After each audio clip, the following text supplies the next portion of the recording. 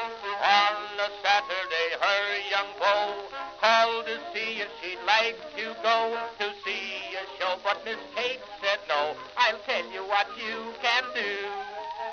Take me out to the ball game. Take me out with the crowd. Buy me some peanuts and cracker jack. I don't care if I never get back. Let me root for the home team. If they don't win, it's a shame. For it's 1, 2, 3 strikes, you're out at the old ball game.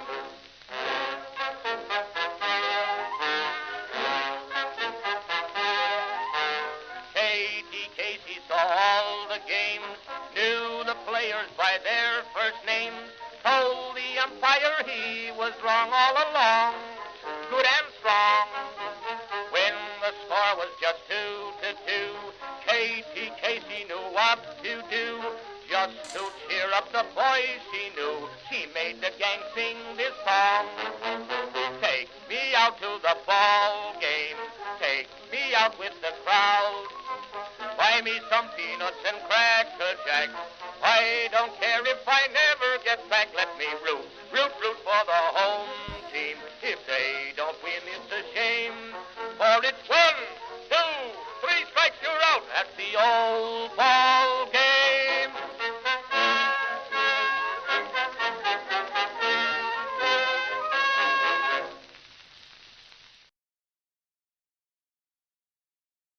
Greetings, folks, and welcome to live coverage of Orioles baseball, where tonight the Baltimore Orioles will be attempting to win a series.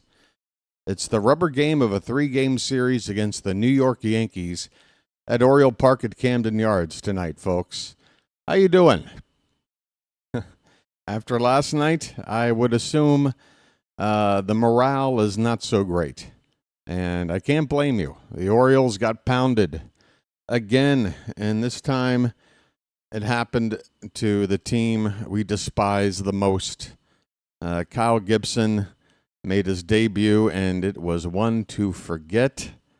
3 home runs to the first 3 batters, 5 pitches into this ball game, folks, last night. I think it's a record. I don't recall ever watching a game that was over after 5 pitches. Uh-oh, my Discord's open.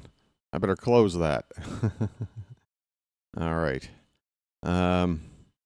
So, look, like I say right now in the Charm City chat, we got 2 options tonight, folks. We can sit and mope about how things went last night and have this pessimistic outlook that will have it happen again tonight. But I'm not going to treat it that way. Every game is a chance to win.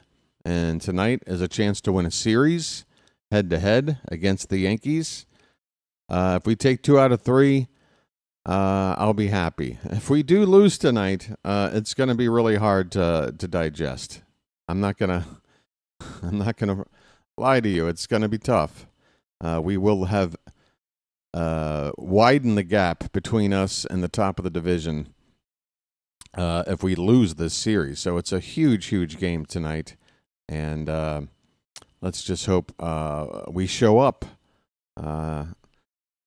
We've got Cade Povich on the mound. I don't think there's anybody else that I would rather have on the mound tonight. Obviously, Sagano already pitched in this series.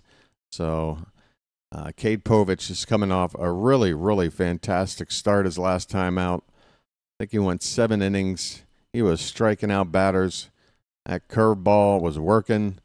He was also mixing in some other pitches very well. It looked like a fully matured Cade Povich. He's still young, though. We'll have to see if it's the kind of performance he can provide with some amount of regularity. It's going to be tough to repeat those that pitching line last time out. But if he comes close, if we can keep it to 2 or 3 runs, and if he can give us 6 innings, that's a way for us to win, I think. The bats have to be here for us, though, and we are dealing with a lot of injuries, of course. No need to go over all that. Yeah, I just want to watch some baseball. First of all, I want to get something out of the way. Last night, again, folks, when we play the Yankees, Charm City chat does get heated, and your boy BW here definitely sounded off. He dropped some F-bombs and got pretty upset, and I do apologize for that. Not so much because I'm unhappy with my natural reaction. It's just that I need to understand that there is an audience watching this, and there's an audience full of all different sorts of people, and some of those people are on the younger side. Again, I had a very nice comment left to me this past week. A father who likes to listen along with his son. I guess what I want to be able to do going forward is to provide a disclaimer at the top of every stream, especially when we're playing our rival teams. Because, folks, trust me, 145, 150 games out of the year, there's really no need to address the rules of the chat or to give a disclaimer like this. But we're playing the Yankees. So this community here, I think if our streams are made into movies and put out in a theater, the ratings board would probably give it a PG-13 rating. But just as a warning to those that might have younger people watching, hopefully your parents monitoring what your kids are watching, just so you know. It's like going to the ballpark, okay? You know, you bring your kid to the stadium, and many times you can sit there, enjoy the ball game, and you're not going to hear any foul language or any sort of animosity or venom being spread around the ballpark. But if you're going to be here for Yankee games, just fair warning, sometimes things can get into that R rating category, and it did last night. It's not something I want to do with any regularity. It's not something I plan to do. But trust me, I'll make this a lot shorter going forward. But bottom line, folks, if you do watch, just a reminder that sometimes there's language and things can be a bit adult in here. But, you know, it's the Yankees. I think we all can understand what we're talking about here. Right. We have Cade Povich on the mound facing Carlos Carrasco. Povich has a record of 1-2, an ERA of 5.04. Carlos Carrasco a 2-1 record, an ERA of 5.26. We've got the better ERA here. We are coming into tonight 6.5 games behind the Yankees, 6 back in the loss column, 11 wins for the team now. That is second only to the White Sox for the least amount of wins in the American League. And the Pirates are tied with 11. The Rockies have 5 wins. We are amongst the bottom 5 teams in baseball. And, you know, Oriole fans are not happy. It's understandable. A lot of finger pointing. Some of it is warranted. Some of it I feel might be a little bit misdirected. But either way, fans have a reason to not be happy with the product on the field right now. And they want to see a change. I want to see a change too, but I'm trying to be realistic about it. I don't think we're just going to be able to clean house from the front office all the way down here at what is about to be the start of May. I talked about this maybe about a week ago, and especially with the way the hitting has gone. I mean, we look at these averages, 227 for Gunnar, 208 for Adley, Mounties hitting under 200, Kjerstad's hitting under 200.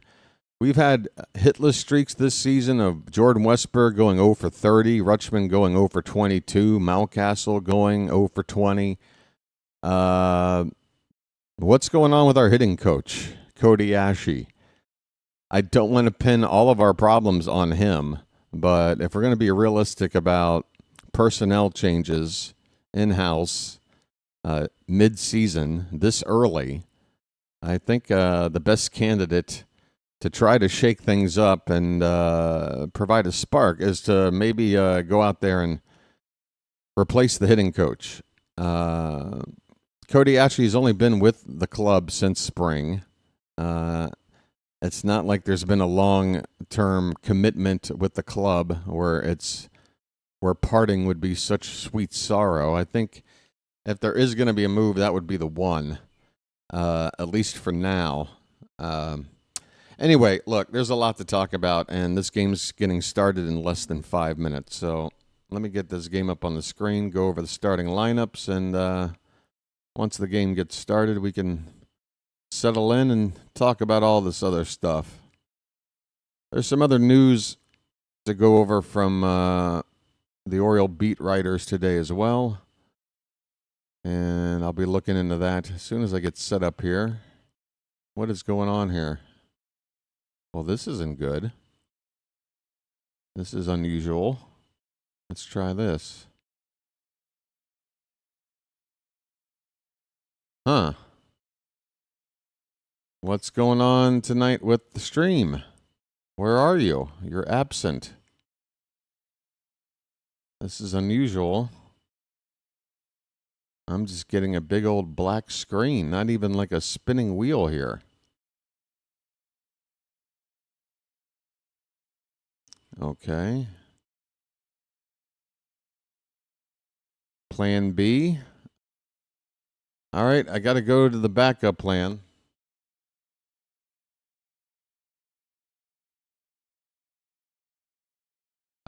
Which means I'm probably going to be behind on the game. We'll see how far behind. But for now, I got to get something up and playing.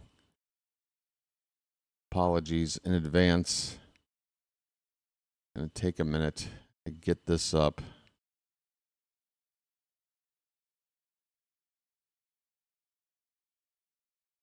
All right, well, if this is working, at least it's the Masson broadcast.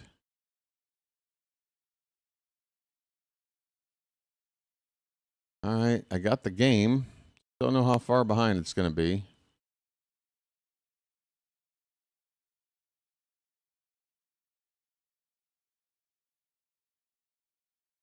All right. Wow.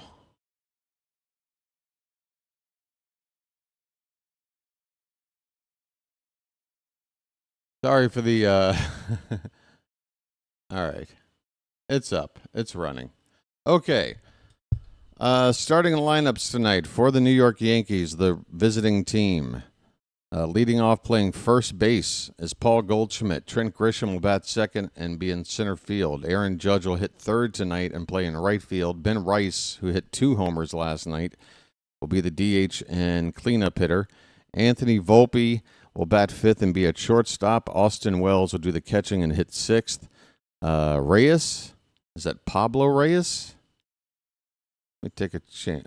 Pablo Reyes. That is the second baseman hitting seventh. Jason Dominguez in left field hitting eighth.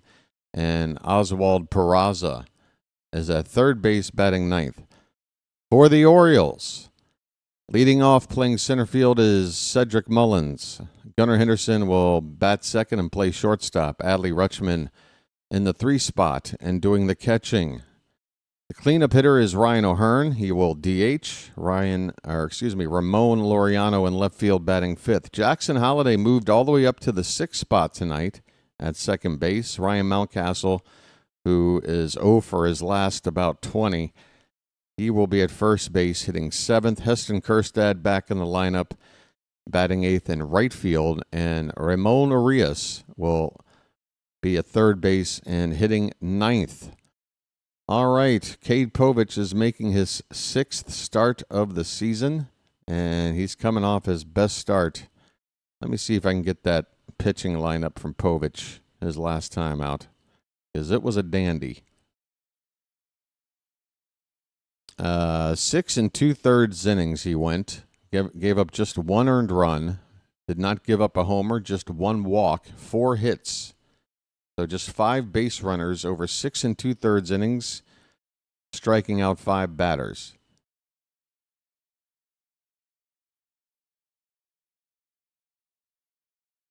All right, Paul Goldschmidt is stepping into the box, folks, and let's hurry up and get this out of the way because we're doing this from the top. Before the first pitch. Let's go. We need it.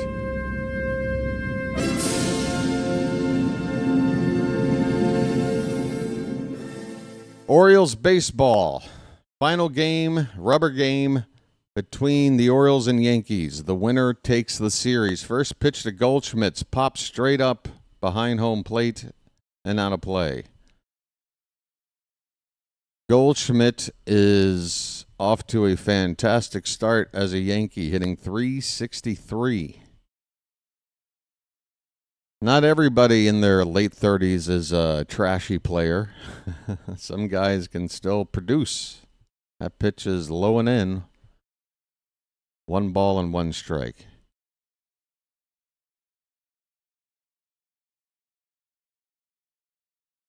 Let's go. I'll get the scoreboard up for you here momentarily. It takes a minute for it to pop up. There's a curveball that drops in there for strike 2.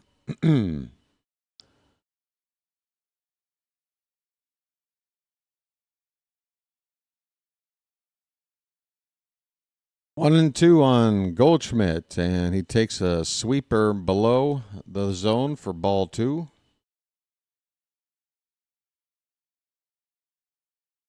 Turn my volume up a little bit. 2-2 pitch is drilled to left. That ball is well foul.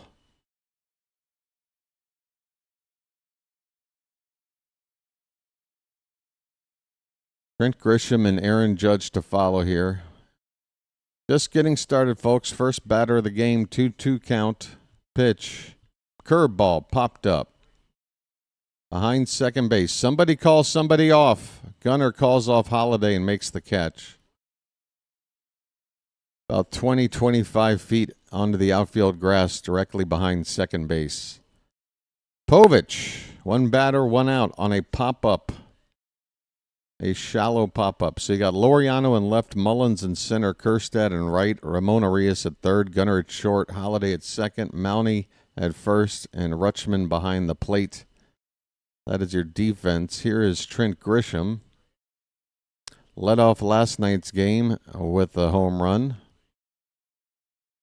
Takes a fastball high for ball 1.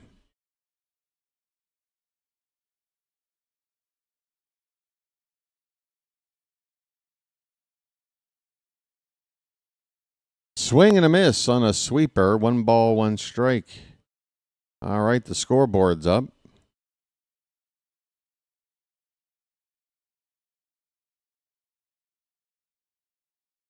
The 1-1. That one's lined to the opposite field for a base hit. Grisham goes the other way. And the Yankees have their first base runner. And that'll get Aaron Judge up to the plate with a runner on base.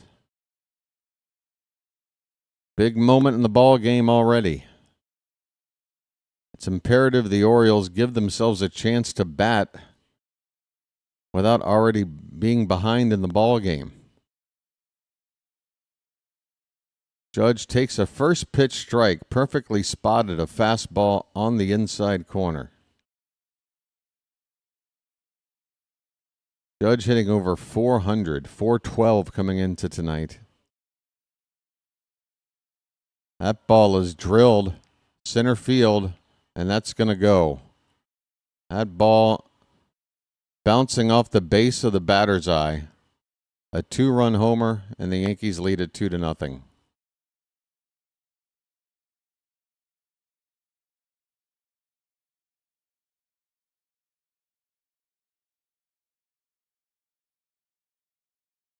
Tenth home run of the season for Judge. 426 feet, 112 miles an hour off the bat.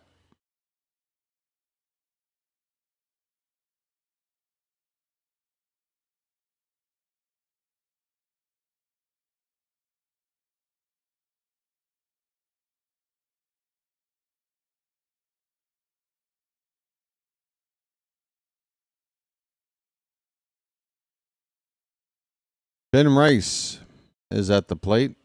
First pitch, ball 1. I got to find my happy place somewhere. The 1-0 is a called strike. 1-1 the count.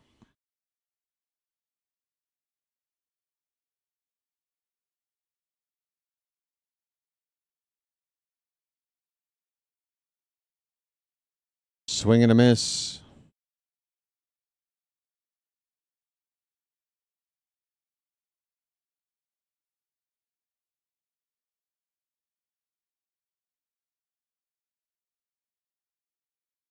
One and two to Rice. And a check swing, pitch in the dirt. 2-2. 2 runs in already for the Yankees on a 2-run homer by Aaron Judge in the top of the first. 1 out, nobody on. And a 2-2 to Ben Rice is low and away. Another check swing. This time they appeal. No swing, full count.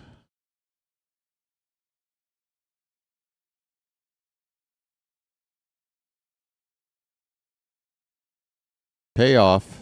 Swing and a miss.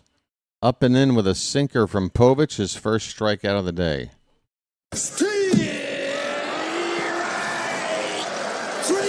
Well, y'all come back now, you hear?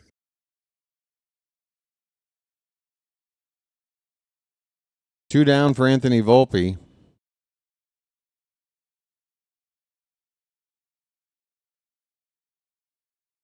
Inside for the first pitch. Volpe hitting .234.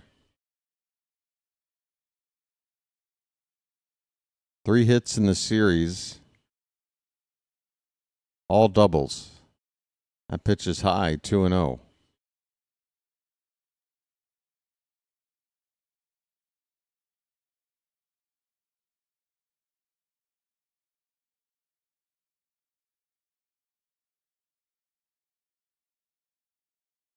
Inside. Povich falls behind 3-0 to Volpe.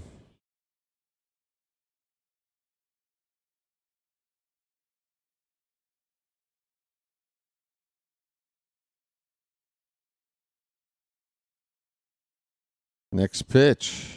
Right in there for a strike, 3-1.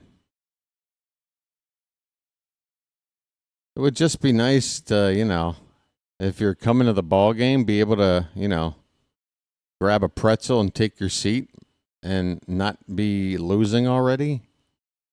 This pitch is fouled away. The count has gone full. 2 down, bases empty.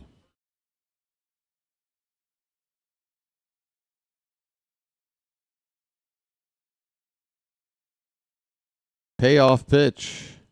That one smoked and caught by Gunnar Henderson on a line. The ball hit very hard, but Gunnar right there to stab it out of the air to win the inning. 2-run homer by Aaron Judge. The Yankees lead it. Yankees 2, the Orioles coming up. Not fair to say nothing. You got to give us a chance. Yankees 2, Orioles coming up.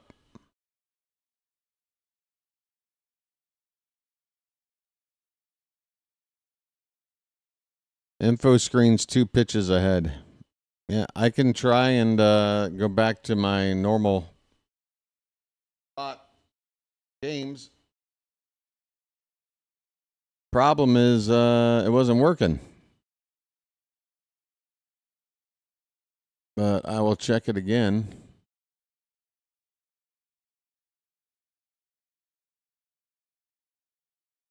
Oh, what is that? That's the Guardians game. What is that doing here?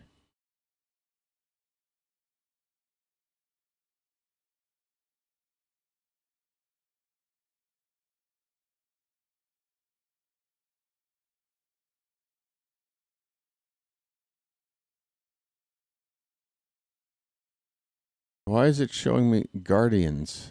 Did they mislabel the game or something?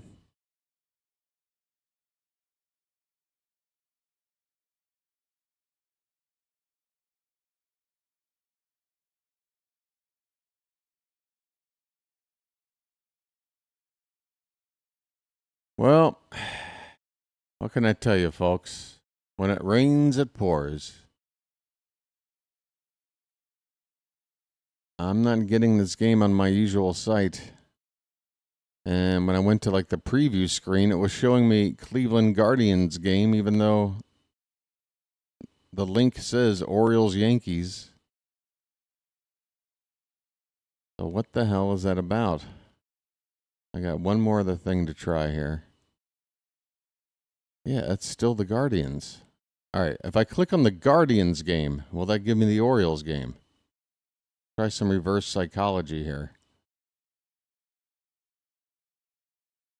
Said Mullins is at the plate. First pitch is a strike, and the next one is low. 1 ball, 1 strike to Mullins. Vote said now you know what to do. Looks like I'm only 1 pitch behind on the screen. Oh, no, you're right, 2. Swing and a miss on a pitch in the dirt. 1 and 2 on Mullins. Folks, the best advice I can give you is that if you're ahead of me and you have the ability to pause your game, just pause it. Allow me to catch up. Unpause your game, and then you'll be synced up for the rest of the night. I am working to see how both of these streams are doing. This pitch is high, 2 and 2 to Mullins. Leading off the bottom of the first. And yeah, for some reason, they've got the Guardians game on. I don't know why. 2-2. Check swing foul rolling along the third base line. Still 2 and 2. All right, I'm going to try Guardians Twins. See what happens. It's still the Twins. Okay, that didn't work. Yep, I'm going to be behind, folks, so please. This pitch is in the dirt. Full count on Mullins. No spoilers.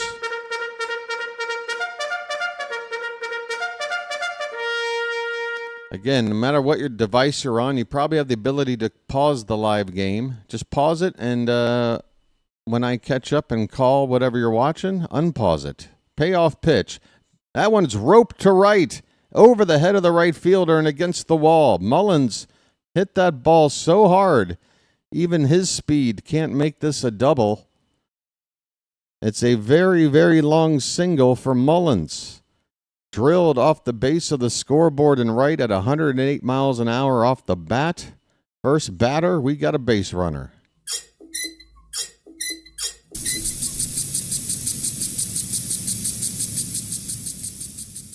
So once again, folks, if you are watching along, apologies. I'm having to watch my backup stream of the game, and it is behind.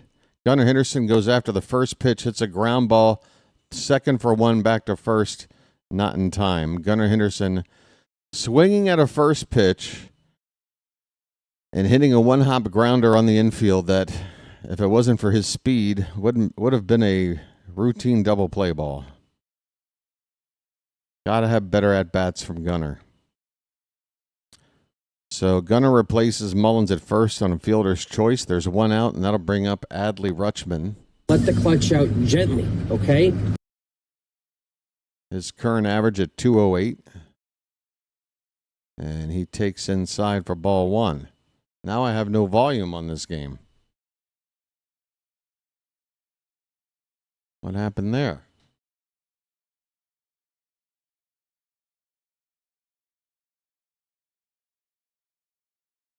Carrasco gets the sign. The next pitch is in the dirt. 2-0. 2-0 on Adley.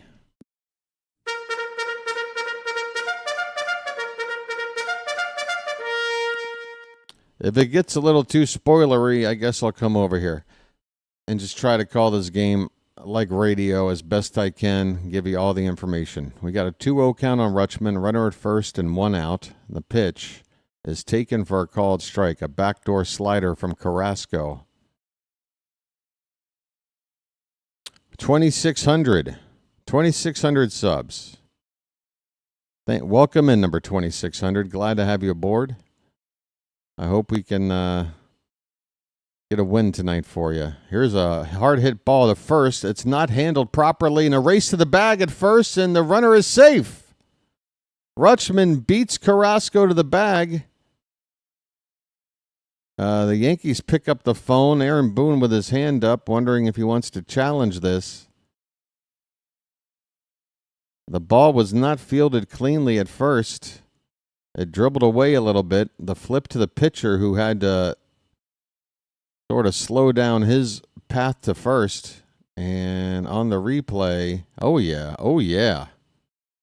Nice move there by Adley, extending his left leg to the outside foul side of the base. And he is on. 2 on with 1 out. Any which way we can. Folks, anybody in the mood for an Earl Weaver special from Ryan O'Hearn?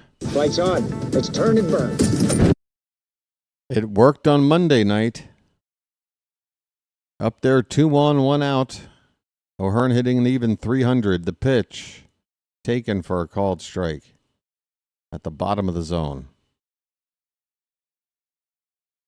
Let's all go to the flag court. Let's all go to the flag court. Let's all go to the flag court. That ball is fouled back. It's 0-2.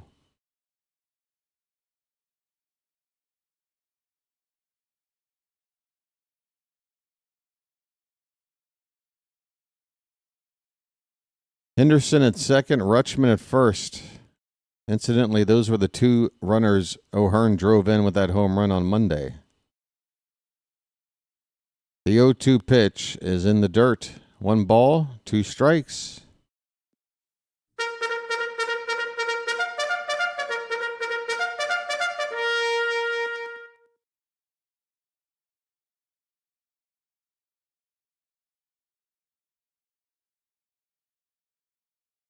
Carrasco's next pitch, outside. O'Hearn lays off. They check his swing, and the appeal is denied. 2 balls, 2 strikes.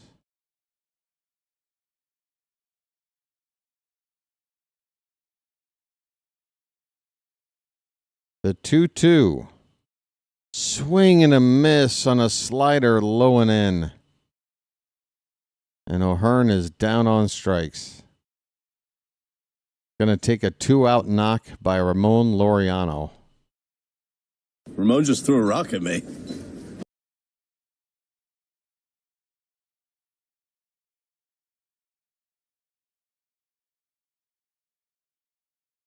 Laureano's average at 205. He had that double in game 1. That was the other big hit. Takes outside for ball 1. 3 homers and 6 runs batted in. And limited action for Ramon Laureano. Swing and a miss. A slider breaking outside. 1 ball, 1 strike.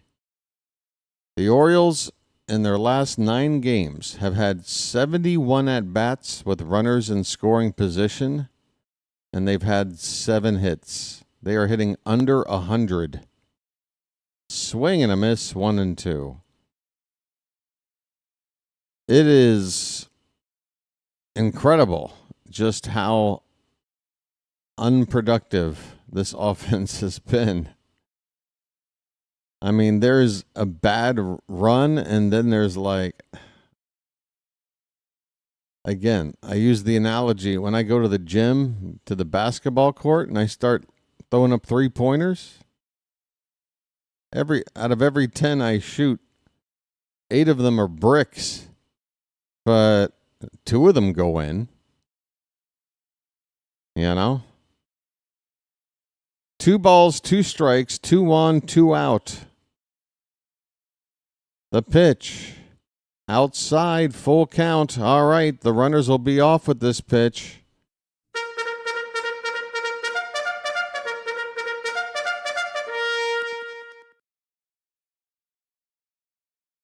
Come on, Ramon. Payoff. Swing and a miss. Wow.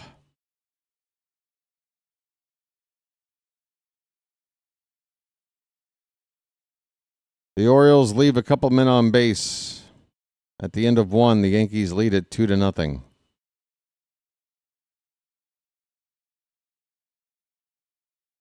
Both teams with 2 base runners in the first. The Yankees scored both, and the Orioles stranded both. How are you doing? Here's who's coming up next for the Yanks. Folks, a reminder, tomorrow is a day off, and then the Royals will be coming to town for the second and final series of the homestand. By the way, Bobby Witt Jr. coming into today is on a 20-game hit streak. So if you thought handling Aaron Judge was difficult, Bobby Witt Jr.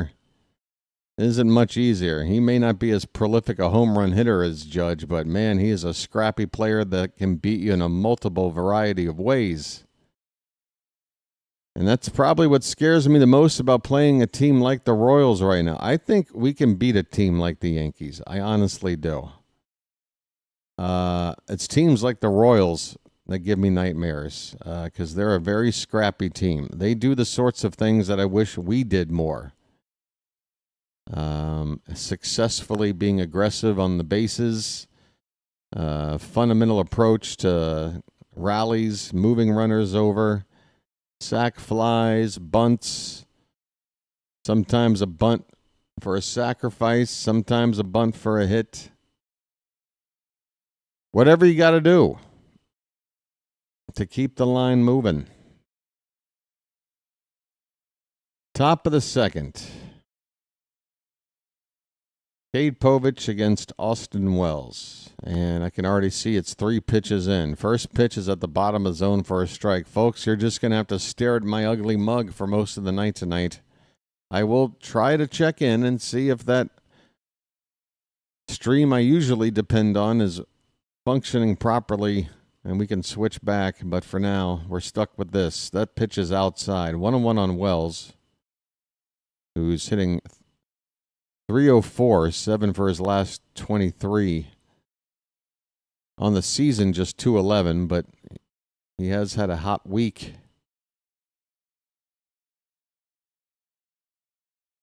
Two and 1 the count. Pitch from Povich, swing and a miss. 2-2.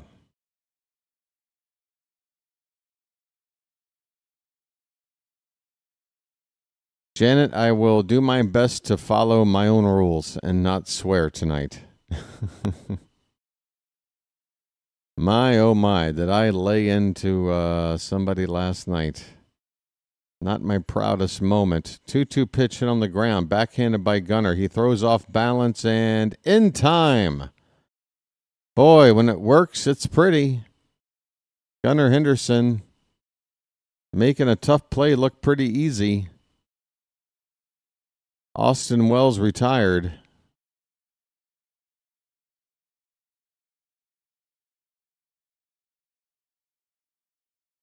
That's about as pretty as it gets. Nice when it works. All right. We have Pablo Reyes with a big swing and a miss on the first pitch. Fastball from Povich. 0-1 the count. Reyes came into the ballgame last night after, boy, he gets in one to left. Stay foul, and it does. That ball laced down into the left field corner near the 333 foot sign at the base of the foul pole. Luckily, it's foul and 0-2 on Reyes.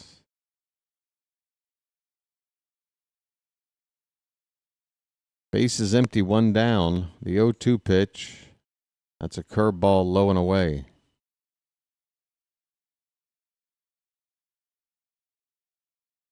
Hey, Edward, don't forget Stowers and Connor Norby. Don't forget Connor Norby.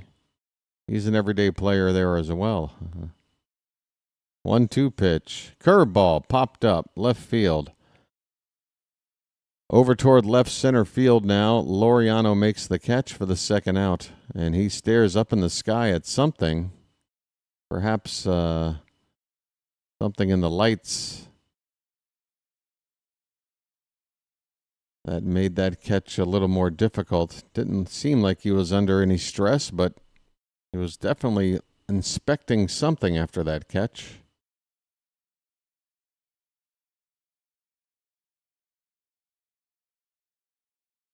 All right, here is Jason Dominguez. First pitch to him is a strike.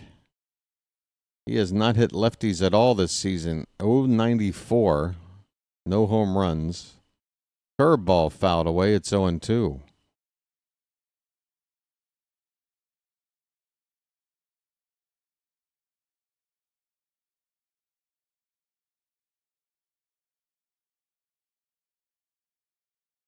Pitch number 35 of the evening is spiked in the dirt. Ball 1.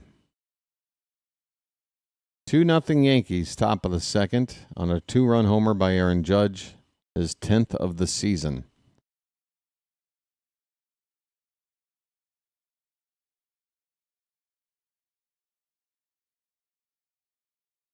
Slim gets the sign and the pitch. That one's stroked to left, and a diving attempt and a catch made out there by Laureano to end the inning.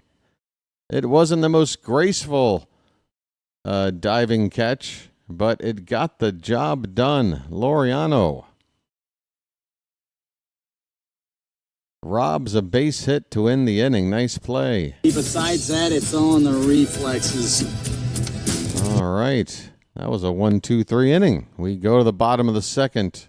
It'll be Holiday, Mountie, and Kerstad due up. Let me check on that other stream again. I don't know what's going on tonight. I've had issues with the main stream in the past, but not one quite like this, where they're trying to show me a completely different game.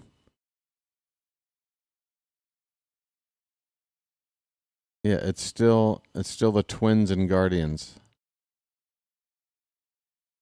All right, if I try this link, which is not in HD, does that help? No. We're stuck with this, folks. We're stuck. Hey, we've been behind all season. Why not be behind on the stream? Makes sense. Well, I've got my coffee. How we doing, folks? Michael, John, Joel, Baxter, Edward, Big Cuz, Gaming Kitchen, Ms. Janet's here, Chilo, Mazzo, Ryan Lust. Hey, by the way, folks, that conversation we had you want something funny? It's probably not a whole lot of people here right now. We got 85 people. Actually, if you don't mind, folks, in this break, it'd be great to knock the like count out of the way early. That way I don't have to bring it up as much throughout the game. But only about half of the people here right now have hit the like button. There's about 40 of you that could go ahead and get it out of the way if you don't mind. Just tap that thumbs up at the bottom of your screen, device, phone, computer, tablet, whatever it is. Jackson Holiday takes the first pitch way outside for ball 1. Let's get the like count up, folks. Come on. That's all I ask. I'll give you 3 hours of a game for free, and you tap a button for 1 second. Holiday, that ball's going to drop in there and kick away from Grisham for a second. Not far enough away for Holiday to think about 2, but that is a leadoff knock for Jackson. And, folks, I think it's time to say enough of Jackson sitting every other game and hitting 9th in the order. Let's move him up. Let's play him every day. Let's go. We're looking for players that can consistently produce. We don't have many of them. Here's Ryan Mountcastle, who has not been producing. And he takes outside for ball 1. Mountcastle has 1 home run on the season, folks. He's on pace to hit 6. Moving in that wall in left field doesn't appear to have helped. This ball's hit to left. That ball's hit pretty deep. I might eat my words. Bye-bye, birdie. Words I'll gobble him up. Ryan Mountcastle, I'm sorry. Thank you for making me look stupid. I never felt so good feeling so stupid. A 2-run bomb to tie the ball game to left into the splash zone. We're tied up, folks. All right. Man, did he need that hit.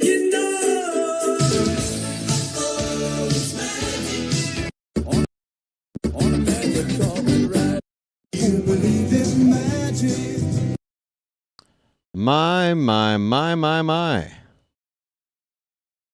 That just cleared the first wall. Yeah, that's an easy out last year. Here's Heston Kjerstad. First pitch is a ball. Swing and a miss. That ball was breaking in on Mountcastle, and he was able to get the bat head in and turn on it. Caught out there by a Yankee fan who's too stupid to realize that he just caught an Oriole home run that tied the ball game. Swing and a miss. And the count is 1-2.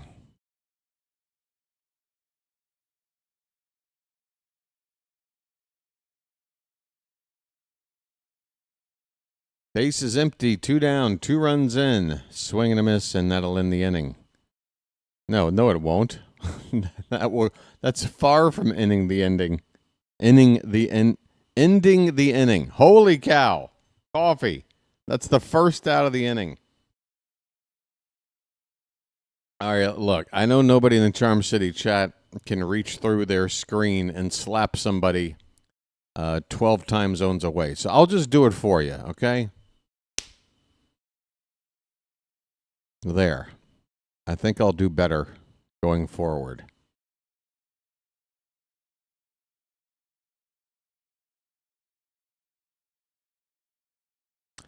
One and 0 on Ramon Arias. Next pitch outside, 2-0. I have a brother. I have a brother.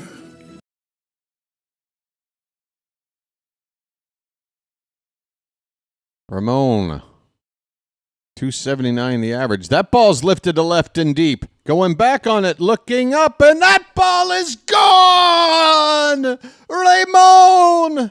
And the Orioles have gone back-to-back to take the lead. Mr. Splash is sprinting up and down the splash zone. Ramon with his second of the season. 3-2, Baltimore. Folks. It's magic, you know. It's magic. On a magic carpet ride. On a magic carpet ride. You believe in magic. Said Mullins. Mullins with a fly ball to right, caught by Judge, 2 down. That is what I like to call. Sorry, Kjerstad was in between. Sorry. Okay. Thank you, Chilo. Thanks. Because that's exactly what we need right now. In a moment of pure bliss. A correction. Here's Gunnar Henderson for a called strike.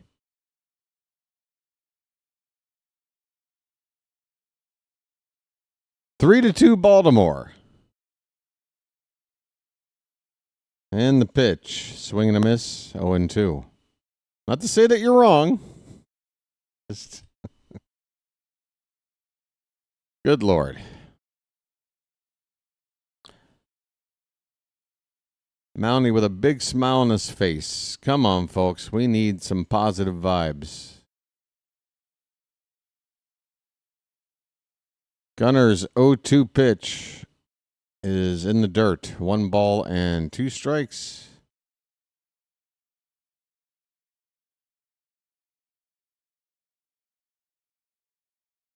Hard to believe we hit Ramon 9th in the order. All he does is hit the 1-2 pitch. That one's hit on the ground and through past the diving glove of Volpe for a base hit. A 2-out knock for Gunnar keeps the line moving, folks. His name's Gunnar and he's dating my mom. Volpe was shifted over right behind the second base bag. He had to move to his right to try to get this ball that, if he's playing straight away, would be a much easier play for him. So that time the shift worked in our favor. 2 down, runner at first for Adley. Let's keep it going, folks. By the way, we've got a mound meeting now for the Yankees. Let the clutch out gently, okay? All right. Well, folks, I did not expect an inning like this. Mountie going deep. Ramon going deep.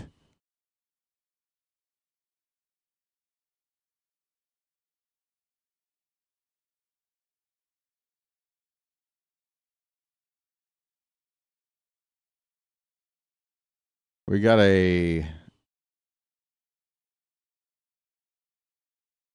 runner at first, and we got 2 men down. 3 runs are in the bottom of the second. Mound meeting is over. Rutschman is in the box.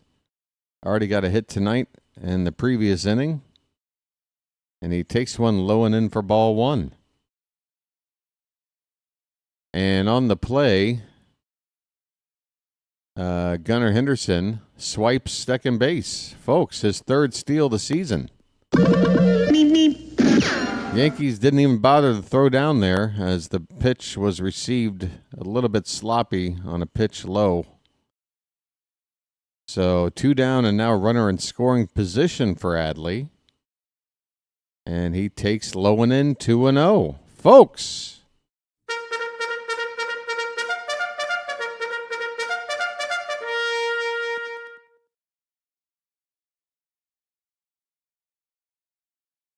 Derek, I'm sure there's been more than 10 likes. You might have to refresh your page to get a updated count there. 2-0 pitch. That one's hit hard on the ground and through the hole right center field, a base hit. Gunnar Henderson will come around to score, and the Orioles have scored their 4th run of the inning, most of it with 2 down. The Orioles lead it 4-2, RBI single for Adley. Folks. It's magic, you know. I'm starting to feel something.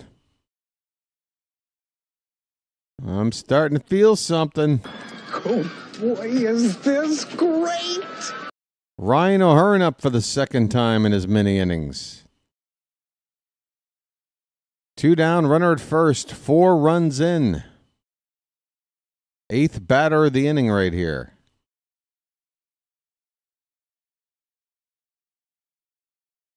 The 1-0 to O'Hearn is on the bottom of the zone for a called strike. Lights on. Let's turn and burn. Hey, folks, maybe no scoreboard and just staring at my ugly middle-aged ass is the way to go. 1-1 pitch. Swing and a miss. On a change-up low, 1 ball, 2 strikes.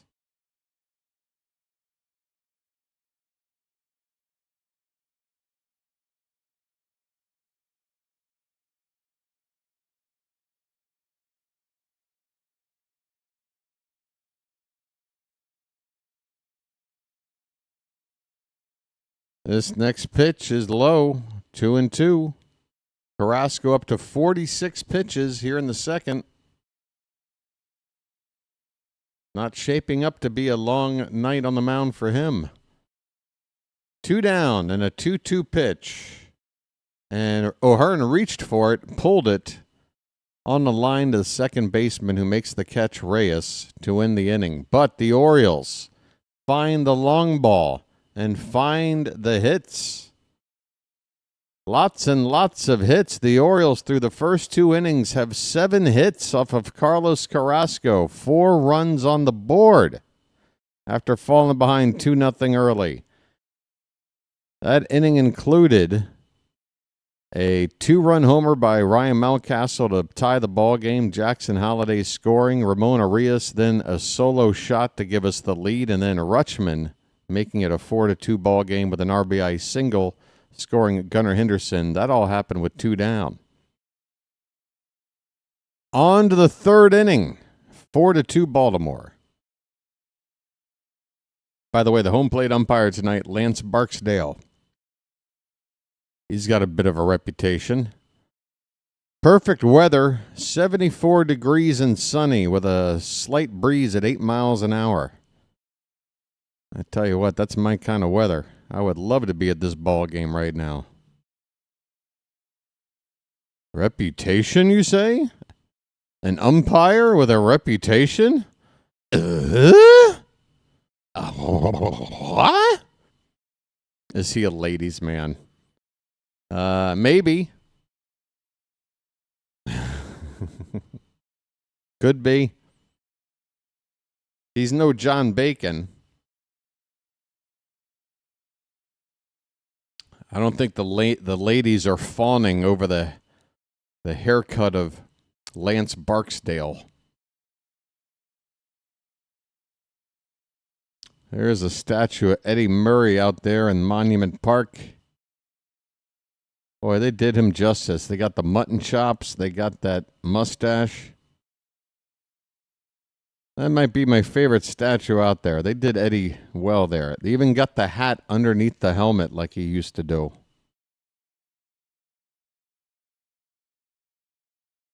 All right, top of the third. Povich, first pitch to Peraz is up and away.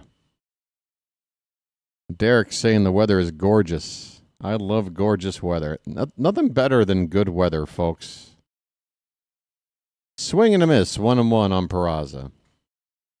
Hitting .226, a home run and 5 driven in.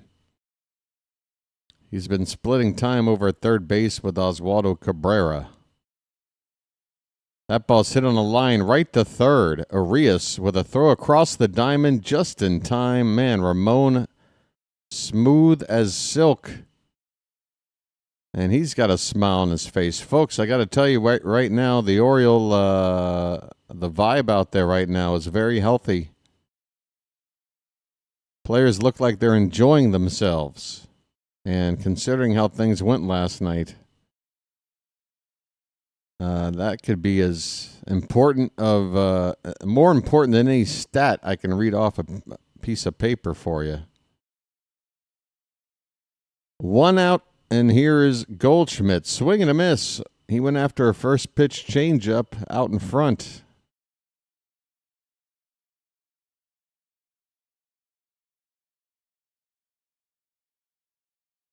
The 0-1. That's in the dirt. 1 ball, 1 strike.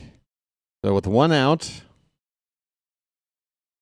you really want to get through this inning before Judge comes up, because if he does come up, that means there'll be a base runner on. He's in the hole right now. Grisham on deck. That pitch was called a ball, and that was a strike all day. 2-1. Povich got robbed. That ball's lifted to right, going back on the track, circling under it, and making the catch is Heston Kjerstad. Warding track power from Goldschmidt, but not enough. 2 down. Okay, so here we go. We really want to get Grisham out here and have Judge leading off the next inning.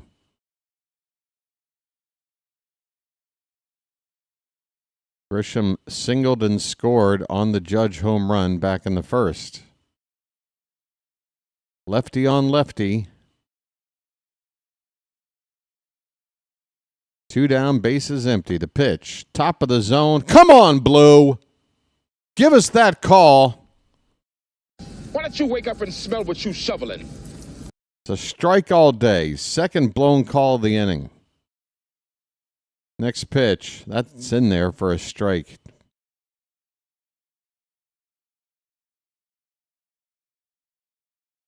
One and one on Grisham.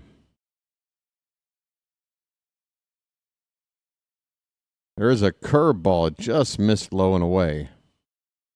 In fact, according to the stat tracker, that ball did kiss the corner. That could have been a strike.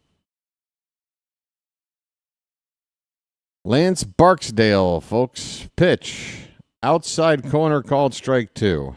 Povich has thrown 4 strikes in this at-bat, and it has resulted in a 2-2 count. Grisham, meanwhile, had the nerve after that last pitch to ask Barksdale about it. That pitch, what do you, dude, you're lucky to be sitting on a 2-2 count right now.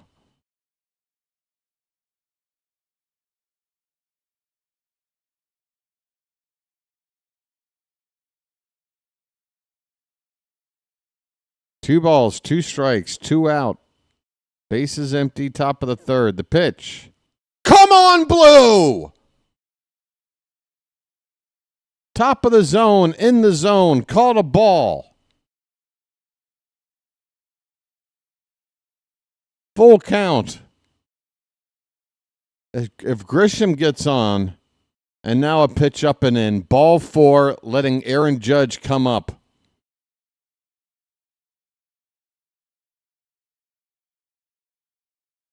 Hey, folks, remember I gave a disclaimer at the top of the show when Aaron Judge is up. By the way, he is up. I think my game just jumped ahead a little bit. First pitch is outside for ball 1. It is an R-rated stream, folks, when we play the Yankees. And to quote Ryan O'Hearn from his home run a couple nights ago, Lance Barksdale, suck my balls. There is a check on the runner at first. 2 down. A 1-0 count on Judge.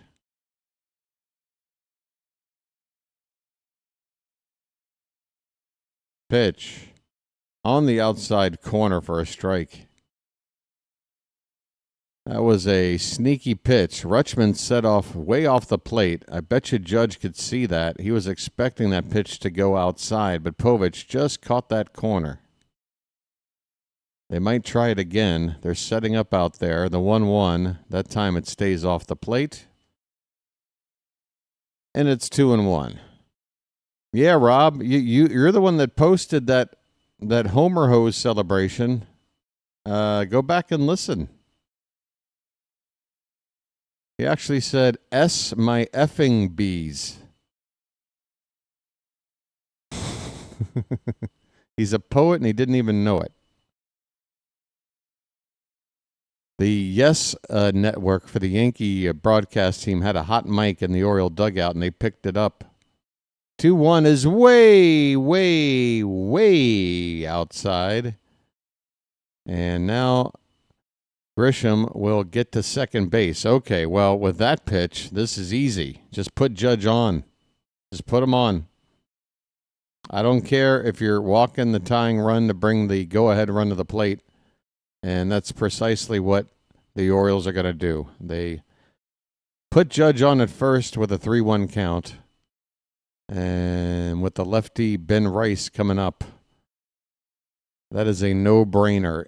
I don't care what Ben Rice does in this at-bat. You have to do what you just did right there. Well, different situation, Joel, because at that point, there was a runner at first, and that would have pushed a runner into scoring position. I mean, I get it. I want to pitch around Judge as much as possible. It's just some situations, it's a little harder to, justify doing it than others. 0-1 on Rice. And a check swing appeal. He went around. On a pitch in the dirt, it's 0-2. All right, come on, Oriole crowd. Get on your feet. 2 out and 2 strikes on the batter. We're trying to get out of this jam. 55 pitches for Povich in the third. 0-2 on Rice. The pitch. Top of the zone. Blue!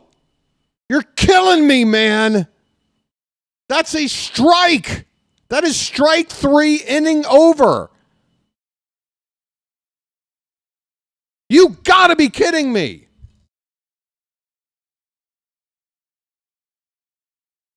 Popped up. We'll get out of the inning anyway. Gunner way out there. Somebody calls somebody off. Gunner's got it. We get out of the inning anyway. F you, Barksdale.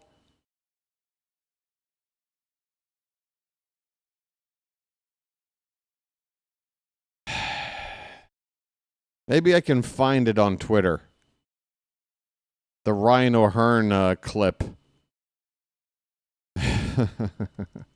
I want to play it. Let him say it for me. I mean, what in God's name is this umpire doing?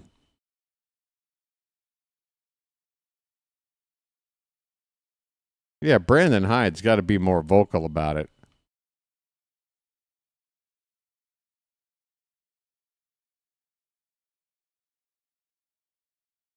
Come on, where is that clip? I put it up in the Discord.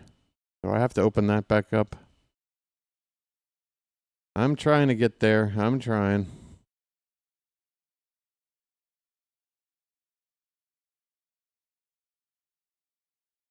I'm looking. Yes, indeed, I'm looking. Okay, here we go.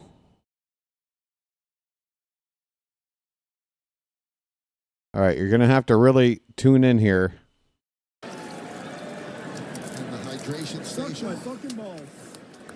Anybody hear that? I'm gonna pump it up real loud. And the hydration station. My fucking balls. And the hydration station. My fucking balls. And the hydration station. My fucking balls. All right. That is Ryan O'Hearn, ladies and gentlemen. After that home run on Monday night.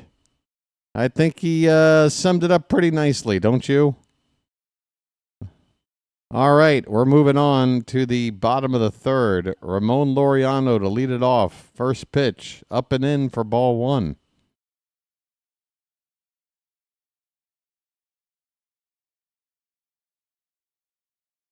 I think that's exactly the kind of response I'd have returning to a dugout after a 3-run homer off the Yankees. I think I would, not only would I say those exact words, it would have the exact same cadence, the exact same, like, he stuck the landing, didn't he? He stuck the landing.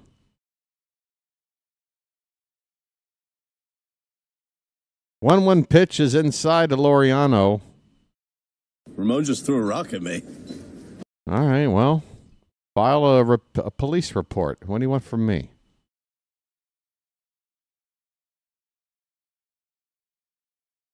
The 2-1 is swung on and missed. A changeup in on the hands, 2-2. Bases empty, just starting the bottom of the third. The Orioles lead at 4-2. Cade Povich appears to have settled in after giving up that 2-run homer to Judge in the first. And the Orioles have given him some offense. 2-2 to Laureano. And he strikes out on a changeup by Carlos Carrasco. One away.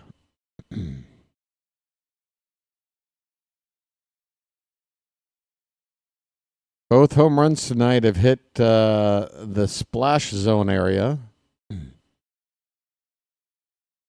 Here's Jackson Holliday. I think it's his turn to go deep.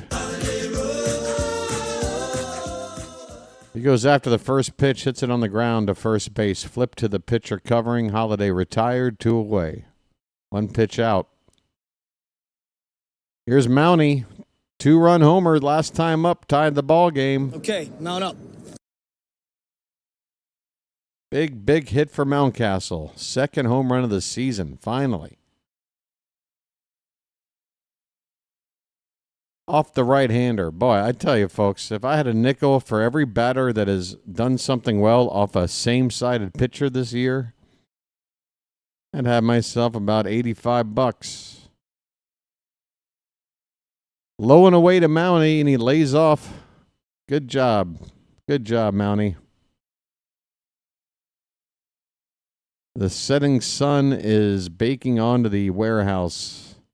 Always a pretty sight this time of night in the ballpark. The 1-0. Swing and a miss. A slider.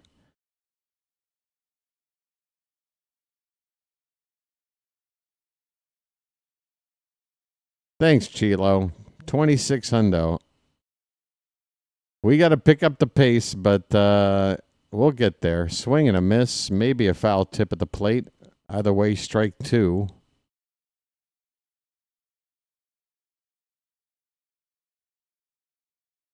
We got a couple of milestones coming up here, but I'm going to hold out for the announcement about it until Friday night when we take on the Royals. But things are happening here on the BirdWatcher Channel.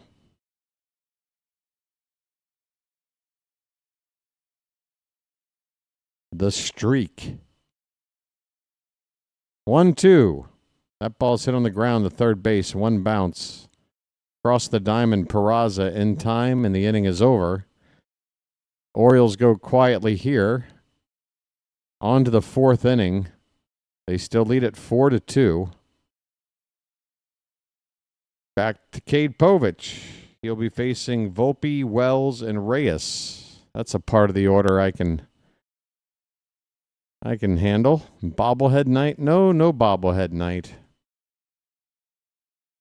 I mean, one thing I can go ahead and spoil because I did bring it up. If anybody was here for that podcast that was kind of impromptu on the night that we got rained out, that first game against the Blue Jays in that previous homestand, I just went ahead and went on the air anyway. We just talked about random stuff, but I've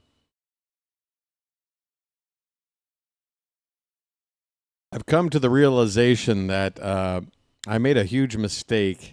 It's you know, it's not a mistake that I feel regretful about because, you know, I just wasn't aware that it would be so detrimental to the channel, but once the season ended and your boy was only streaming once or twice a month playing retro games, that like 4-month window off really did hurt the channel in terms of the YouTube algorithm, the average amount of impressions that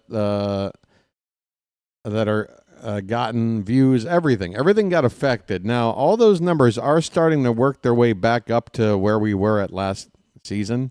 It's getting healthier. We were averaging like in the mid-2000s views per game, and now we're starting to hit 3,000.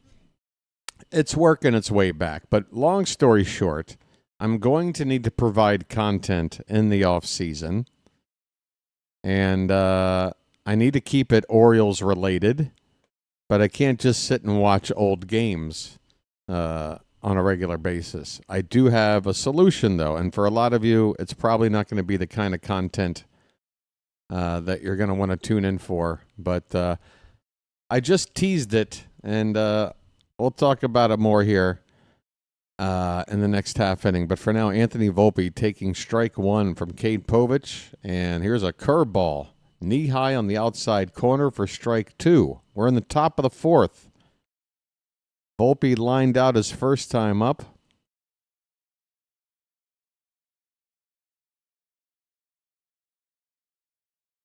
Orioles trying to win just their second series of the season. I had forgotten we did win the series against the Guardians a couple of weeks back. Took 2 out of 3. That's the only other series win. This pitch is fouled back. Still 0-2.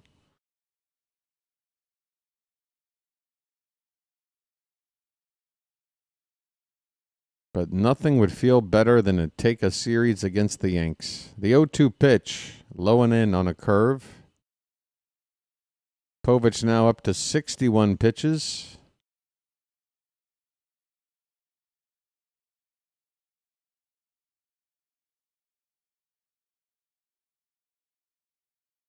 Hey, thank you, Hammerjacks.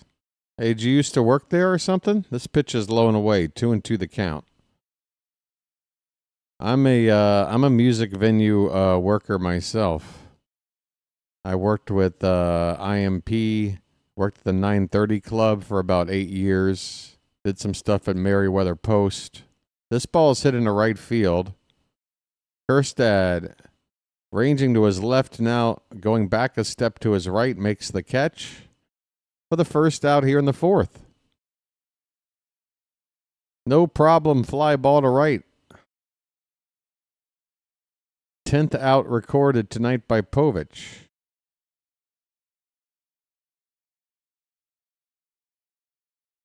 Hey, if you want to come to Thailand, folks, open invitation. Wells gets into one to center, but it's going to hang up there.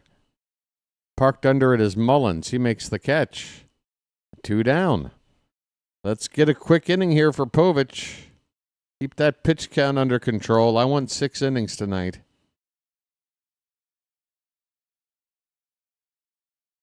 Here is Pablo Reyes, 0 for 1. 8 years at the 930 Club. Yes, sir. If you were there for a show between the years of 2001 to 2008, you were in the building with me. This pitch is fouled back, and the count 0-2. In fact, if you're lucky, if you came to see a cool show, not only was I working, I was DJing. Your boy was DJing at the 930 Club for the cool bands that I like whenever they came around. Your Built to Spills, your Yo Latingos. Here's the 0-2 in the dirt. 1 ball and 2 strikes. Worst bathroom, sorry. Well, that is what gives a music venue its credibility. If I had to go see a show at a venue with a pristine bathroom, then to me that venue is doing something wrong. 1-2 pitch is upstairs, 2-2. I mean, have you ever been to CBGB's bathroom? Doesn't take away from their reputation. The 2-2 pitch, upstairs, full count. 2 down, bases empty, full count on Reyes. My best show ever. I mean, that's asking a lot. I mean, you're talking about working there. Even if I just limited it to the shows I worked while there, we're talking about, gosh, 1,500 shows. That is ball 4 to Reyes, a 2-out walk. And that'll bring up Jason Dominguez. Highlights that come to my mind. There was a 2-night performance by the Polyphonic Spree. And that was a band at the time, probably the mid-2000s, that I had very little knowledge of. I knew that the front, Tim DeLauter, was the front man from a indie rock band from the 90s called Tripping Daisy, and he put this band, the Polyphonic Spree, together. Didn't know anything about him. 1-0 pitch to Dominguez, and that's hit on the ground. Third base, Arias will go the short way to second for the force, and the inning is over. We go to the bottom of the fourth. The Orioles still lead at 4-2. So, yeah, the Polyphonic Spree booked 2 nights, and I'm working both those nights. The first night, again, no clue really what to expect. And I see sort of the building up of the stage and the sound check, and I'm like, what's going on here? They're putting rafters up on the stage. There's a lot of instruments out there. It looks like they're trying to squeeze like 30 people onto this stage. What is this music? What is going on? And what I came to watch live was probably one of the most spiritually fulfilling shows I've ever seen. It was magical. If you've ever seen a band like the Polyphonic Spree live, it's some people say the Flaming Lips. I think would probably be a close comparison. Think the Flaming Lips without maybe all of the special, giant transparent ball that dude walks around on and all the fireworks and stuff like that.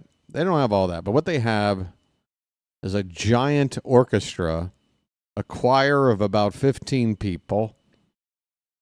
It looks like a cult. They look like a cult. They're not trying to hide the fact that they look like a cult. But, man, if there's one cult I'm willing to join, it's the polyphonic spree. And by the way, the front man there, Tim, very cool. He and I have talked over Twitter a few times over the years. He's a good guy. But what else? But I've seen so many other shows. I mean, I've seen David Byrne from Talking Heads. I've seen Blondie play at the 930 Club. I've seen Kraftwerk at the 930 Club. Heston Kjerstad takes a called strike on the outside corner. And what happened here as Carrasco fell down after that pitch? Aaron Boone and the trainer quickly out to have a look. What happened to Carrasco? He appears to be favoring one of his legs.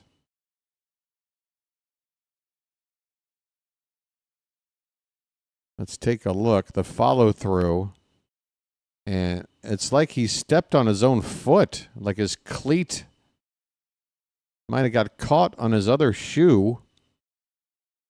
What a freak accident this would be if he's actually injured. Done in by his own cleat. He spiked himself. Looks like he's going to take a practice pitch. Or did everybody leave already? No practice pitch? Tim Hill, a left-hander, is up for the Yankees in the bullpen right now. No practice pitch. Carrasco says he's ready to go. 0-1 the count on Silent J. And he lifts one to right center field. That'll get down for a base hit. Kjerstad joins the hit parade. His first of the ball game.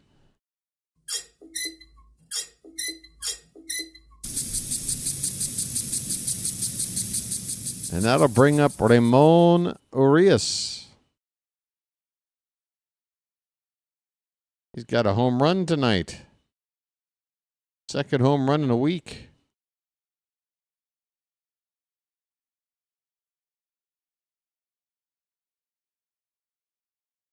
First pitch to him. That's reached for on a slider on the outside edge. Can only foul it back.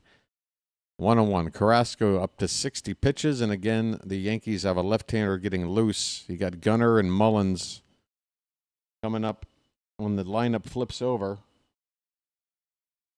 So there's a chance this could be, excuse me. There's a chance this could be Carrasco's final batter. Not sure if the Yankees have an off day like we do tomorrow. They do. I'm sure Boone would be more inclined to go to his pen a little bit earlier. 0-1 pitch is way off the plate outside. 1-1 to Ramon. I have a brother.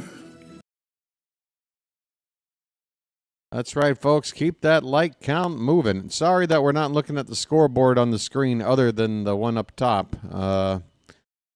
And if you are watching and ahead of me, please just try to pause your game. Let me catch up, unpause your game, and then you get synced up, okay? There's a way to sync it up, but it's up to you. Otherwise, no spoilers, please. That is a big no-no. 2-1 on Urias, and a check swing appeal. He went around. 2-2.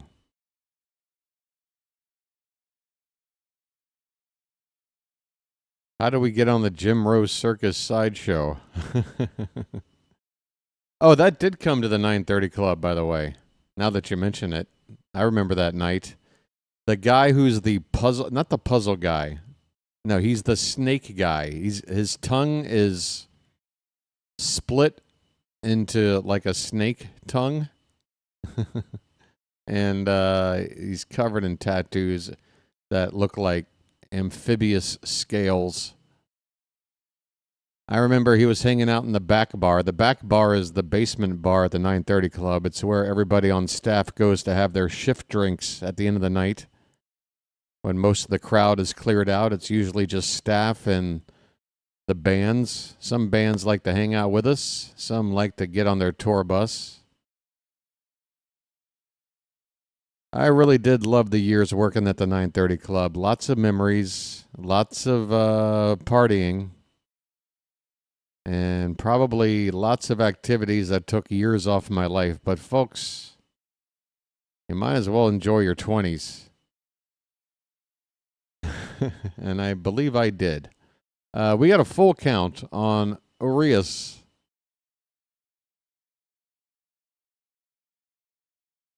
The payoff pitch. No, throw to first. Kjerstad is back. I need a bugle.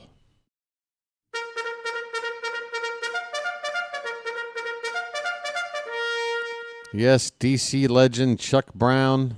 Always a big show. George Clinton, P-Funk, always a big show. There goes Kjerstad. The pitch swung on a miss. The throw down is high and dropped. And Kjerstad has got himself a stolen base. His first of the season.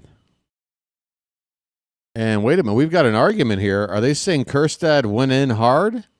Everybody's up in Kjerstad's grill, and now Oriole players are getting involved. Benches are clearing. So is the bullpen. And here comes the sprint. I mean, are they saying Kjerstad spiked? Let me look at the replay. I'll be honest with you. Once I take a look, doesn't seem like the... First of all, the Yankees have a very short memory. If you don't recall, it's you guys that beamed Kjerstad in his ear. You remember that? You gave him a concussion. By the way, you also hit like 14 of our batters last year, and we hit like 4 of yours. But because one of them was Judge, somehow you thought a 15-4 hit batter ratio was calling it even. There's not a whole lot of scrum going on. Players are starting to walk back to their respective areas. But I'd like to see a replay of what the controversy is all about. Kjerstad is still at second base. The umpires are having a conference. Man, if they... Now the bullpen is walking slowly back toward the infield. Or is this a reverse shot? Hard to tell. Okay, so here comes the replay. The throw down, Kjerstad. What do you want him to do? What do you want him to do? What are you mad about? The Yankee fielder had to jump into the air to make the catch. Kjerstad sliding in feet first. His feet aren't like up in the air. They're slamming down onto the side of the base. What the hell are you arguing about? Kjerstad's out? What?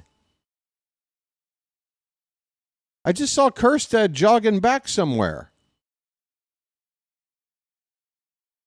You hit him in the ear last year, you dicks.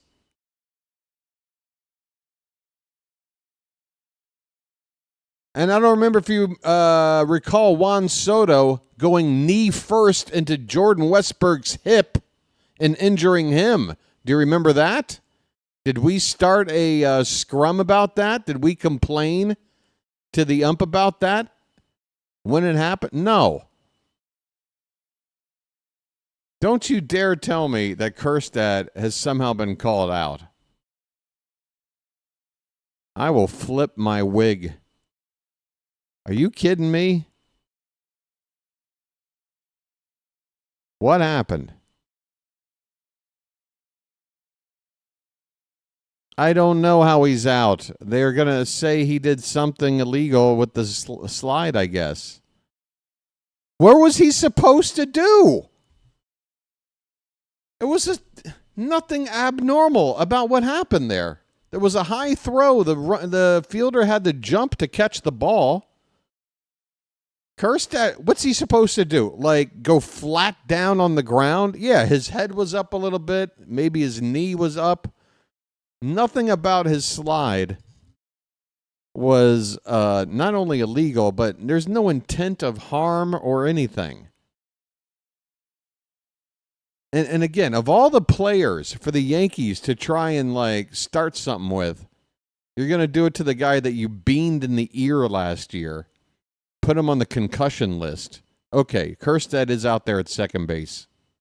There's one out. We're back underway. And Ced Mullins takes a pitch that could have been a strike. It's called a ball. Man, oh, man. God, I hate the Yankees. Said, now you know what to do. So it's a pitching change. Tim Hill is on. Mullins fouls it back. 1-1. Hill, a left-hander.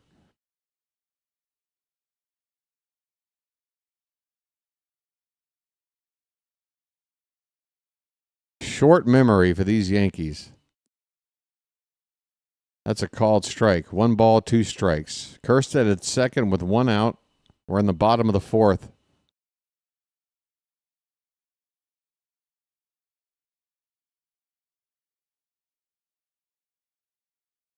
Next pitch is hit in the air to left, right at the fielder. And that will be caught for the second out. Kjerstad will remain at second base. Dominguez makes the catch in left. All right, I'm looking again. Kjerstad goes in, and the guy jumps up and lands on Kjerstad's head. Maybe, okay, Kjerstad might have said something. That's all I can gather, is that Kjerstad definitely had words after the contact was made. And whatever he said might have set the Yankees off, which, to me, good. Gunnar Henderson, ground ball right side. He is retired and the inning is over. Kjerstad stranded out there. At the end of 4, the Orioles, 8 hits, 4 runs. They lead it 4-2. And yeah, if Kjerstad, so Kjerstad probably said some trashy talk. But again, Kjerstad he's entitled. If there's any Oriole player that can be like, hey, what are you doing, dumbass? It's Kjerstad. Again, last season. Memories? Anybody? He takes a pitch to the ear, goes on the concussion list. No apology or anything from the Yankees, right? Here, a player lands on his head, and he's like, bro, what are you doing landing on my head? Yankees clear the benches. You guys are the worst. You're the worst. That's why we hate you. Ah, God. The only thing more annoying is the on-again, off-again flexing. One day we're the best. The next day, Aaron Judge stinks. You fair-weather knee-jerkers. The only thing worse is just your delusions. Delusions. No wonder you guys are on Twitter so much. It's the land of delusion. Wasn't that a Genesis song? Hey, there's a replay of Kjerstad getting hit in the ear. It's almost like the Masson team kind of understood what I'm talking about. Here we're getting a replay of that scrum. So apparently the Yankees were in the right when they hit Kjerstad in the ear, and then they were in the right again when Kjerstad just said a few words after somebody landed on his head. God, I hate the Yankees. Top of the 5th. Cade Povich, first pitch, curveball on the outside edge and a beauty. Strike 1 to Peraza. Up for just the second time tonight. And we're in the 5th inning. That ball is lifted to center field and pretty well. Mullins is going back, but he makes the catch just 1 step shy of the track. Wrong part of the yard for the light-hitting Peraza. 1 away. I know what the real Genesis song was. I was making a joke, Chilo. It was a joke. It was a pun. But thanks again for another correction. Is that what we've moved on to?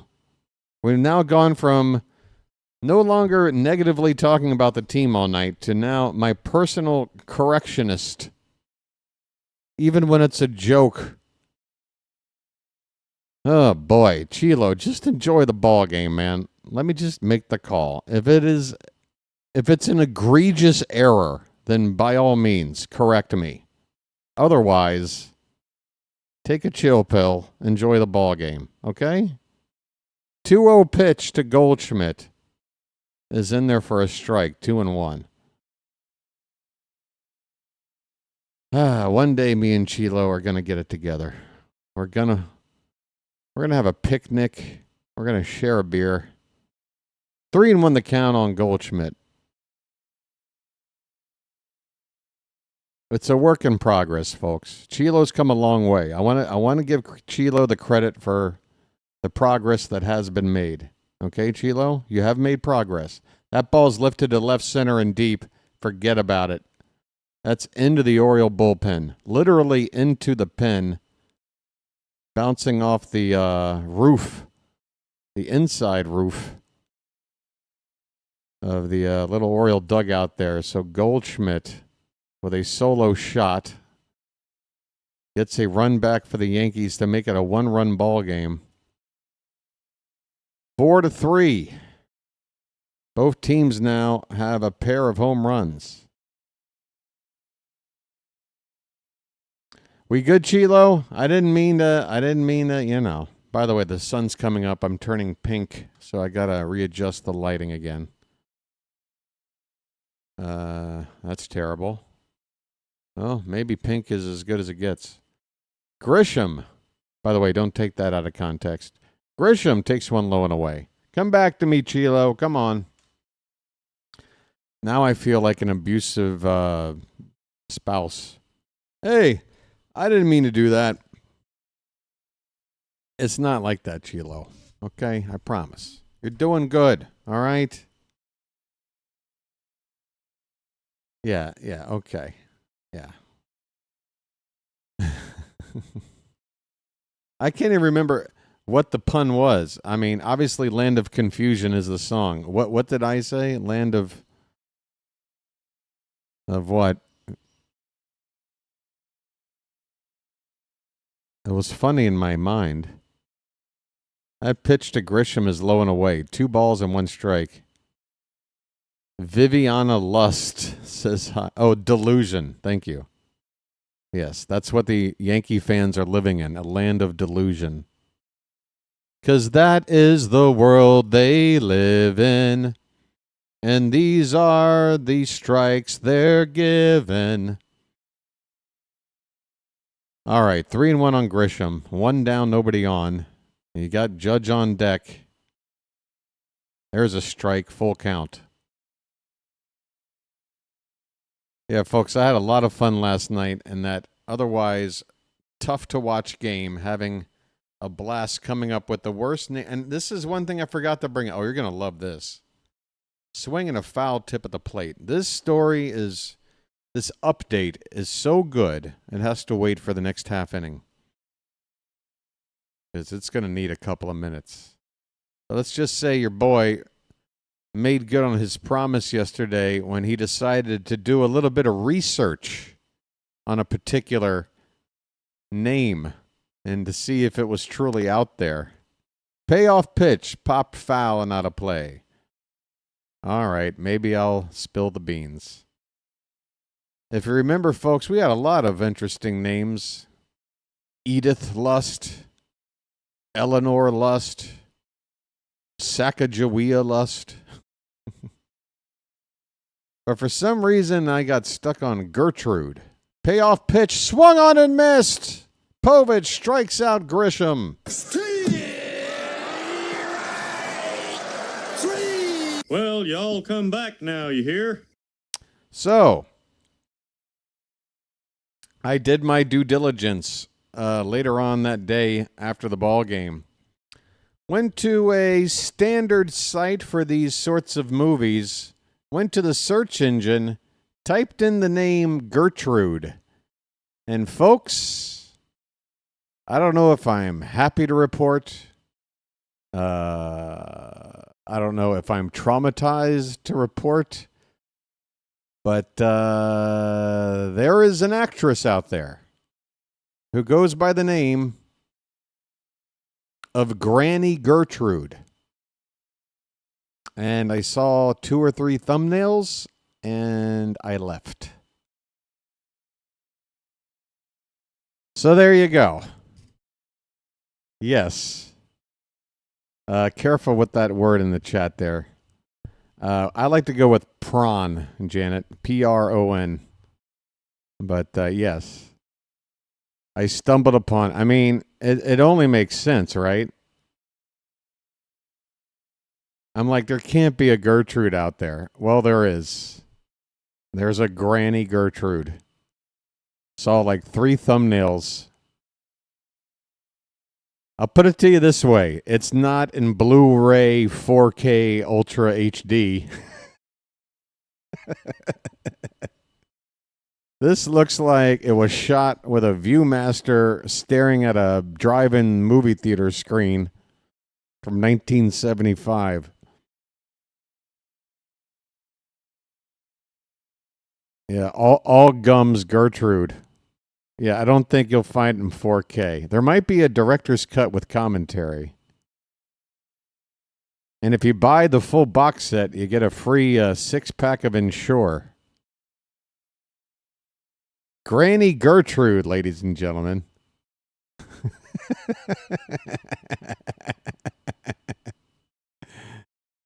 She's out there.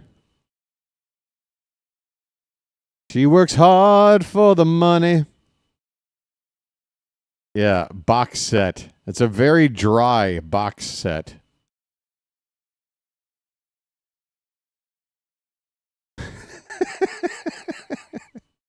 Sir Anthony Dominguez to face Aaron Judge, and he just hits one in the right field for a base hit. It's a 2-out single. Whatever. He keeps it in the yard. By the way, Cade Povich unable to get that final out to qualify for the win. That sucks. Dominguez on here with 2 down in the 5th, and that's a hit to Judge. So, folks, we're just going to have to come up with a name worse than Gertrude, and I'll go back and do more research, okay? We're going to find a name out there that has not been taken. There's a curveball left above the zone, ball 1 to Ben Rice.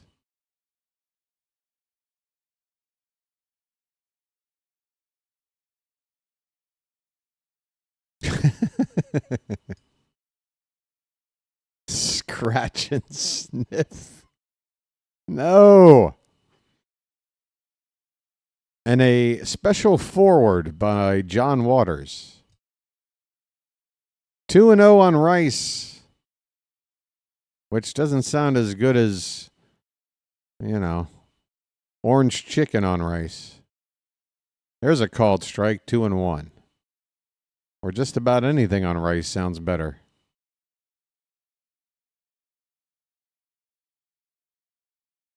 That's right. You want an attack on all the senses.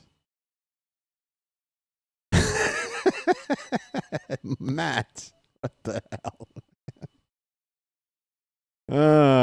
All right, like I said, folks, it's a PG-13 kind of a stream, but the innuendos is a hard R. There's a called strike, 2-2 on Rice. 2 down, runner at first. Top of the 5th. Dominguez. From the belt. He throws, and they got Judge picked off. And the throw to second is in time. Mountcastle initially had trouble on the throw to first, but he recovered, got it to second. The tag is applied, and this inning is over. Sorry about that, Judge. Big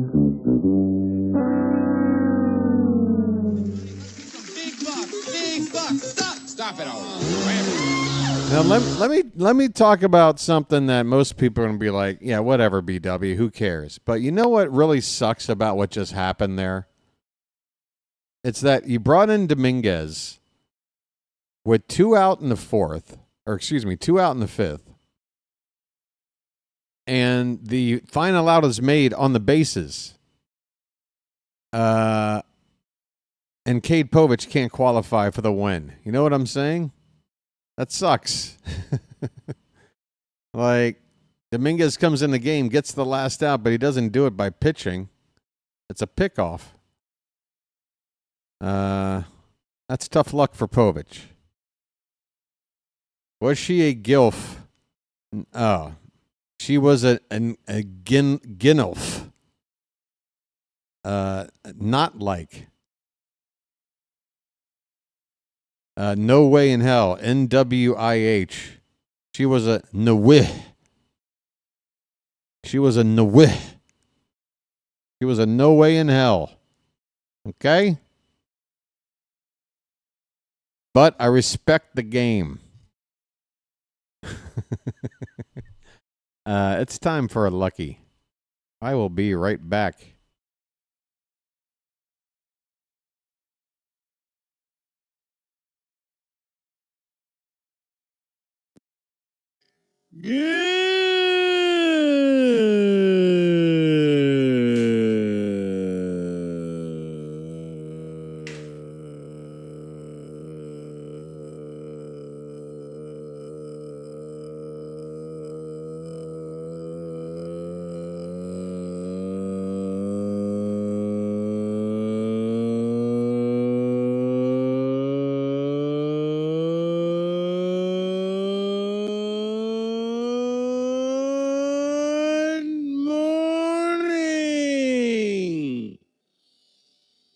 All right, Adley Rutschman at the plate.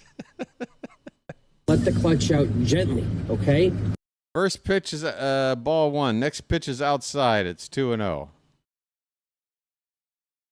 That last little clip you heard has got a backstory to it. I hope play-by-play with JJ shows up at some point. He'll get a kick out of it. Called strike to Rutschman at the bottom of the zone. I wish I could talk more about that clip. But I hope a 39-second long good morning is a welcome new addition to the soundboard. Adley fouls this pitch away. It's 2-2 on Rutschman. Let the clutch out gently, okay? A right-hander, Cruz, getting loose for the Yankees. 2-2 upstairs, full count, bugle time.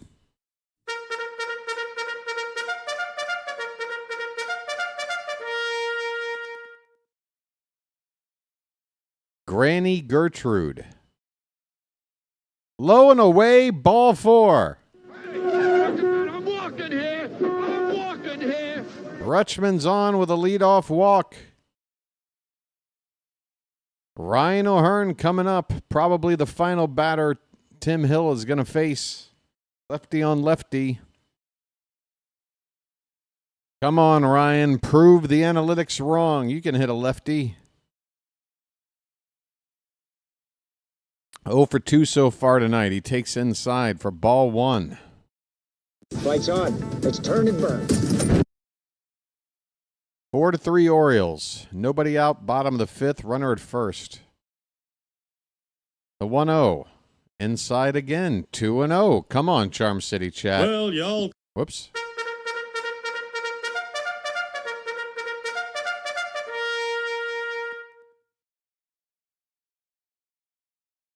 Two-0. Low for ball 3.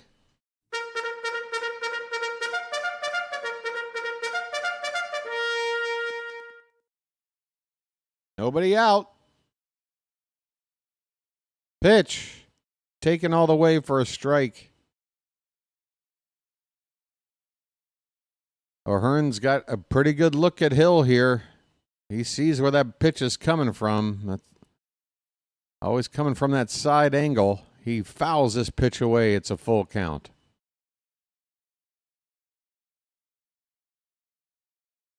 I'm on the fence about putting Rutschman into motion here. I'm on the fence. I think by being on the fence, I'm going to go conservative. I don't want O'Hearn to strike out and have a strikeout throw out. That's ball 4. Who cares? 2 on. I'm walking here. I'm walking here. Back-to-back walks issued by Tim Hill of the Yankees. And with some right-handers coming up, you can bet Aaron Boone's about to make a change. Well, maybe you can't bet. No change as of yet. They got a right-hander out there getting loose.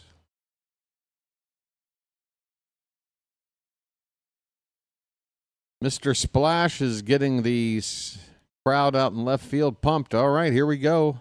Laureano getting a chance to face the lefty, and he takes a first pitch strike. To be fair, Laureano has done better against righties on the season so far. That ball's hit on the ground, and it's booted by Volpe, and it rolls away 20 feet or more. Everybody is safe. Bases loaded. Nobody out.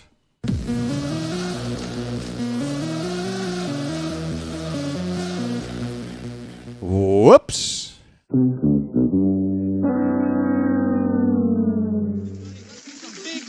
Big buck. Stop it all. Go pick up the ball. Volpe looked like a kid trying to chase a ball down before it lands in the gutter.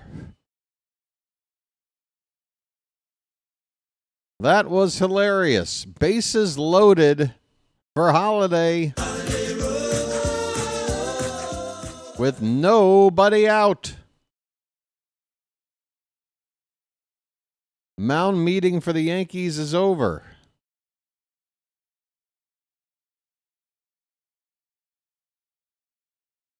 Folks, the kid, Holiday, with the bases loaded, 4 for 7 with a couple of salamis, including one already this year. He likes bases loaded. First pitch, takes it for a strike. Sinker at 88, up and in the zone.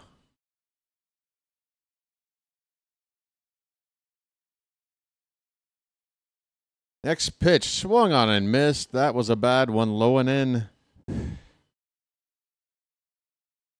Jackson, I know you want to clear the bases, but there's nobody out. We got to put the ball in play. That is priority 1. Swing and a foul off the mask of the catcher.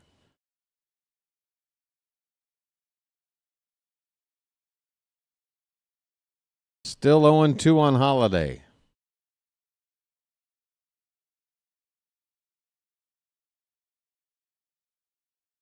That grand slam he had this year came off the Guardians. Another 0-2. Swung on, hit on the ground. And a tag play. And a throw to first is not in time. It is a fielder's choice. RBI ground out.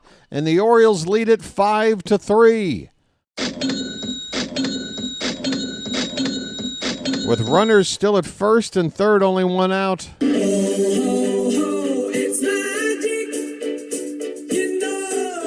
Brandon Hyde's got something to talk about. What's going on here? I better get my volume is not working. I cannot hear anything. I guess he's going to say maybe that maybe that tag didn't touch Laureano. I mean, if you feel that way, then I guess you got a challenge. But it looked like the tag was applied. Now Aaron Boone is out, and that's it for Tim Hill. Excuse me. Well, thanks for bringing him into the ball game. Tim Hill's been helpful for us. Called the bullpen for the Yankees. No doubt bringing in the right-hander. It is 5-3 Baltimore. How you doing? Let's take a look at some of the stats here in the chat tonight. Folks, Why don't we use this timeout to go ahead and push the like count to 100? Let's hit triple digits right now. There's 125 of you here now. 89 of you have been kind enough to go ahead and get that like button out the way. By my math, 3 dozen of you could go ahead and help out as well. But only 10 of you need to actually do it to get to 100. We're 10 away. Come on, folks. Where is that generosity that I know you got? 93. We're pushing it, folks. We're getting to 100 before this next inning. We're going to push it over the line. 94. Keep it coming, folks. Join the fun. 100, just like that, folks. And I want to thank you very much for that. I really do. You guys rock. 101. Boom. I got a fever. And the only prescription is a series win against the Yankees. I got to have more series wins. Okay, Cruz is on to replace Hill. F. Cruz. I feel the same way. First name Fernando. 13 appearances on the season. Good numbers. 1.80 ERA. A whip of .93. Opponents hitting just 154. And he has struck out 13.8 batters per 9 innings. Folks, those are some pretty damn good numbers. Ryan Mountcastle at the plate to face him. And first pitch swinging, he fouls it off to the left. Once again, folks, I want to apologize about tonight's game in terms of being behind the game. If you're watching along, I had to rely on my backup stream because the normal stream just wants to show me the Guardians game for some reason. I didn't sign up for that. 0-1 pitch, swung on and missed on a splitter from Cruz. 1 out, runners at first and third. Mountcastle, once again, folks, make contact. And we can probably add another run on the board here, but you got to make contact. Pitch. Swing and a miss. Guess where that location was for Mountcastle. Mountcastle strikes out. I can't be too rough on him. He hit that big 2-run homer tonight. But man, oh man, striking out in that spot really hurts. Low and away. Here's Kjerstad, folks. Big 2-out hit. Let's go. Now we got the left-handed bat up against the righty. And he lifts one into center field, heading toward left center. Grisham will make the catch, and the inning is over. But the Orioles do get a run back. The Yankees got a run in the top of the 5th to make it a 1-run game, but a fielder's choice by Jackson Holliday scores Adley Rutschman. We get that run back, and we're heading now to the 6th inning. The Orioles ahead 5-3. All right. By the way, is George here tonight? This one's for George. Oh, no, not the bees! Not the bees! Ah! Oh, my eyes! My eyes!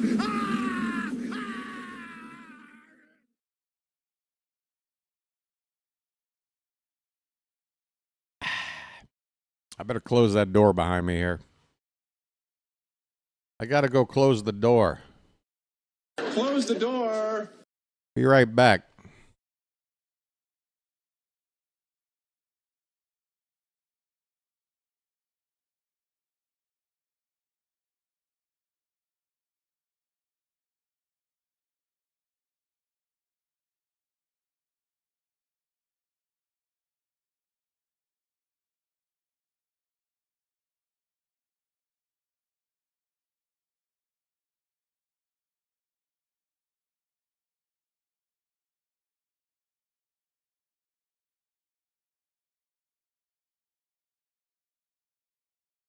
Nice binoculars.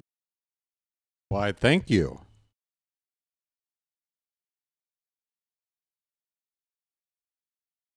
I guess I can give that other stream one more try and see if they got it right now.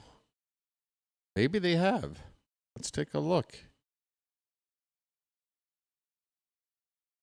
Only took 2 hours for them to figure this out. What do we got? It's working. Okay. We got an 0-1 count on Ben Rice. And folks, if you did sync up with me, now you might have to work on syncing up again. Keegan Aiken is out there. Next pitch is fouled down the right field line. It's 0-2 on Rice. Now I can turn this game off. 15th appearance of the season already for Aiken. And we're only in game number 30. So every other game, he is out there. Great. Now I can go back to the scoreboard. I think we got an 0-2 count on Ben Rice. Pitch. That one is tapped foul off to the right. Now the only thing that kind of sucks is this is not an HD quality. This is standard definition, but I'll take it.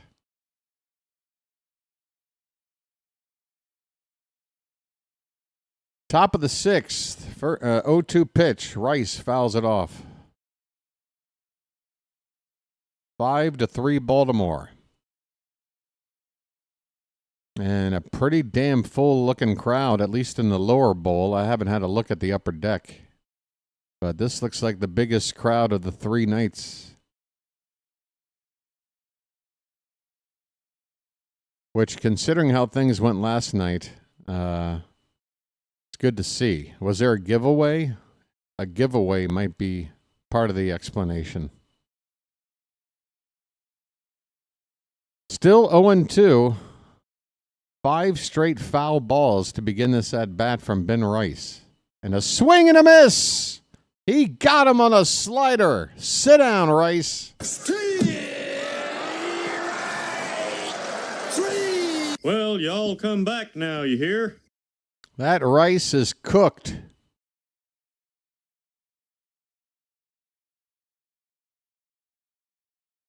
One away for Anthony Volpe. First pitch is a fastball, got away from Aiken too high.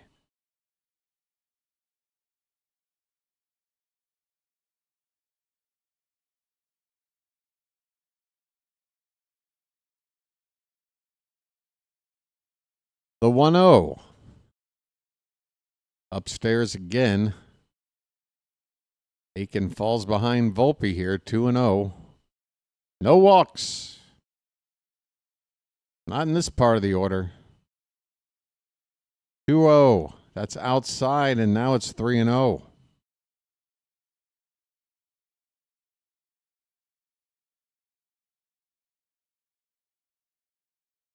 Come on, Keegan. Pitch. Right in there. Volpe taking all the way, 3-1. Oh, this guy's back. It's Mr. Judge 430 guy from 2 nights ago. That pitch is a called strike on the outside corner. Full count on Volpe.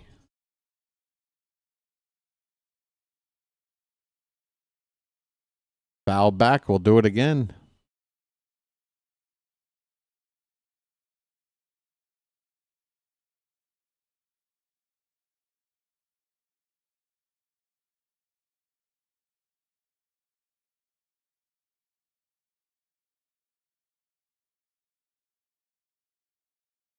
The pitch, fouled again at the plate.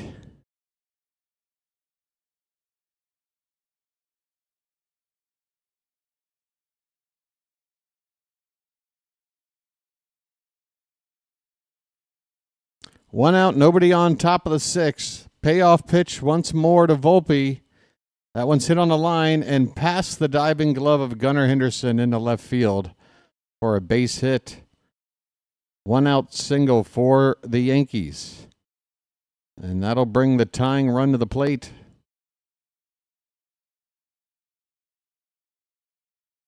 Gunner fully outstretched, but that ball about a foot out of reach. 108 off the bat. Welcome from Japan. Who's here from? Oh, welcome in. Hello, I'm commenting from Japan. I'm glad to see Shigano play so well after crossing the ocean from my favorite team, the Yomiuri Giants.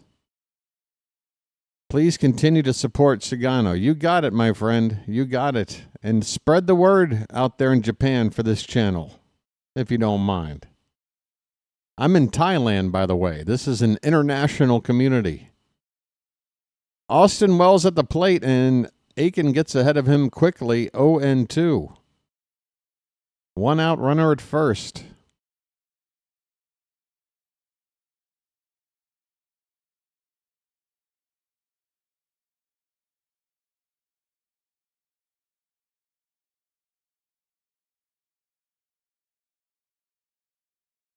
The 0-2 from Aiken. That is on the outside. Rutschman tried to frame it, but it's off the plate, ball 1.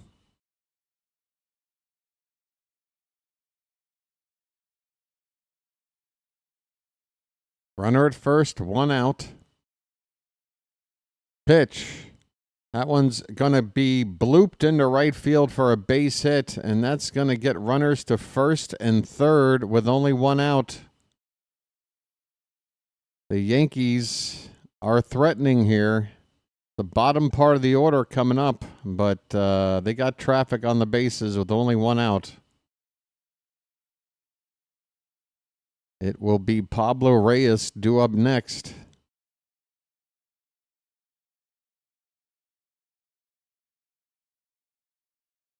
Boy, is my face red.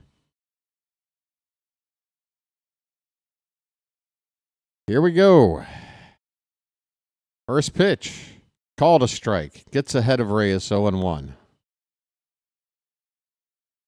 0 for 1 with a walk tonight for Reyes.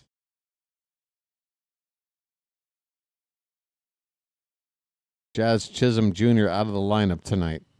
That pitch is just a bit inside, 1-1. Looking for a strikeout or a double play ball here.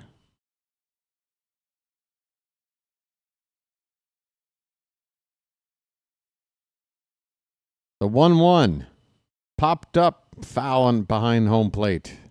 1 ball and 2 strikes. Come on, Keegan. Put this kid away. With runners in scoring position tonight, the Orioles again, not pretty, just 1 for 9. The Yankees, meanwhile, have only had 1 at-bat with a runner in scoring position, 0 for 1.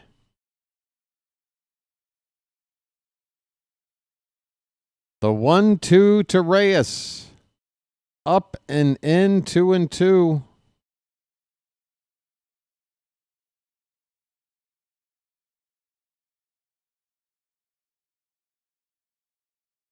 Brian Baker is getting loose quickly in the bullpen. The pitch. Called strike 3 on a slider at the knees on the inside corner. Well, y'all come back now, you hear? That's what I'm talking about. Hit the bricks, pal. You're done. Well, I say when you gotta go, you gotta go.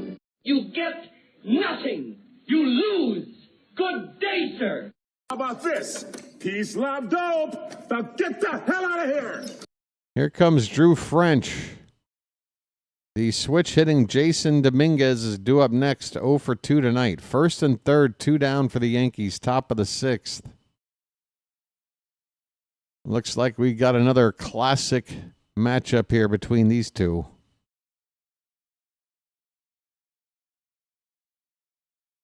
Good stuff to hear. Good stuff to hear.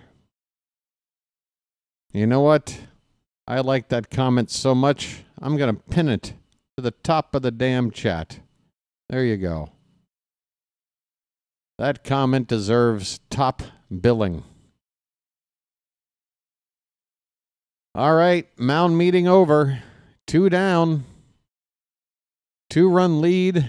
The Yankees have 2 men on. Dominguez batting from the right-hand side. The pitch.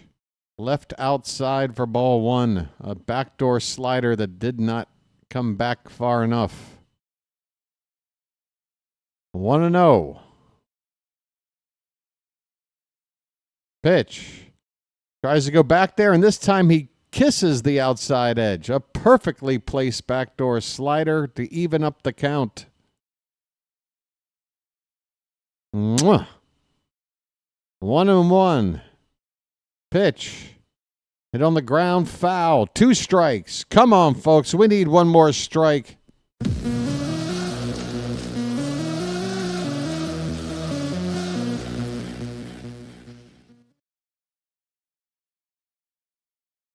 One and 2 on Dominguez. 2 down. First and third. For the Yankees. Top of the 6th. First 3 pitches to Dominguez have all been sliders. The 1-2. Upstairs with the fastball. He lays off 2-2. 2s are wild. 2 on, 2 out, 2-2 count. 2-run lead. The pitch. Hit on the ground, foul again. Aiken up to 28 pitches already since coming on.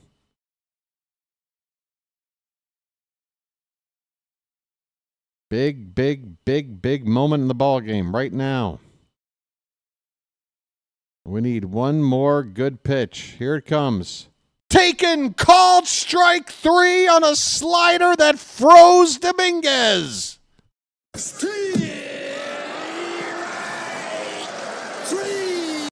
Well, y'all come back now, you hear?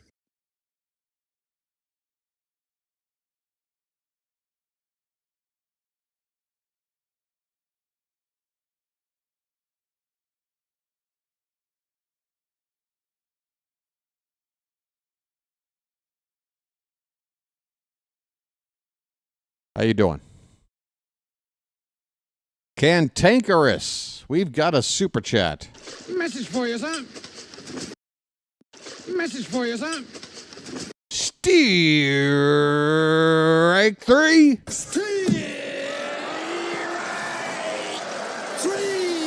Well, y'all come back now, you hear? Well, y'all come back now, you hear? Hey, folks, do Cantankerous a solid and give him a like. Don't worry about my likes. Give him a like. Okay, worry about my likes too. Hey, DDH, how are you? You tell me that the green screen is good, but it's actually a little fuzzy because I'm in that weird time of the morning where the natural light is starting to dominate the artificial light. See, now I got to go to this one. See, now I look normal again. This is the daytime setting. Now the green screen's even better looking, right? Look at me when I'm over here. I'm over here now. How you been, DDH?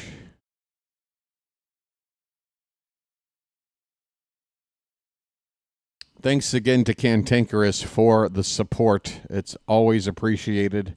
I'm not just talking out of me arse. It really is appreciated.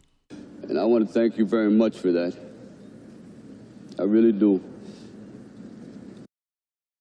Folks, on Friday, hell, if we can win this ball game, maybe I'll talk about it in the post game. But on Friday, we're going to have an announcement about an upcoming special broadcast that'll be happening a week from Saturday. As BW is going to celebrate his 200th consecutive game called, not counting spring training or postseason. That's right, folks. If I'm going to start a streak, I'm going to do it the Ripken way. Regular season only. Consecutive game number 200 coming up a week from Saturday out in Los Angeles against the Angels. Here is Ramon Arias. A 1-0 pitch is taken for a called strike from Cruz. 1-1 the count. I have a brother.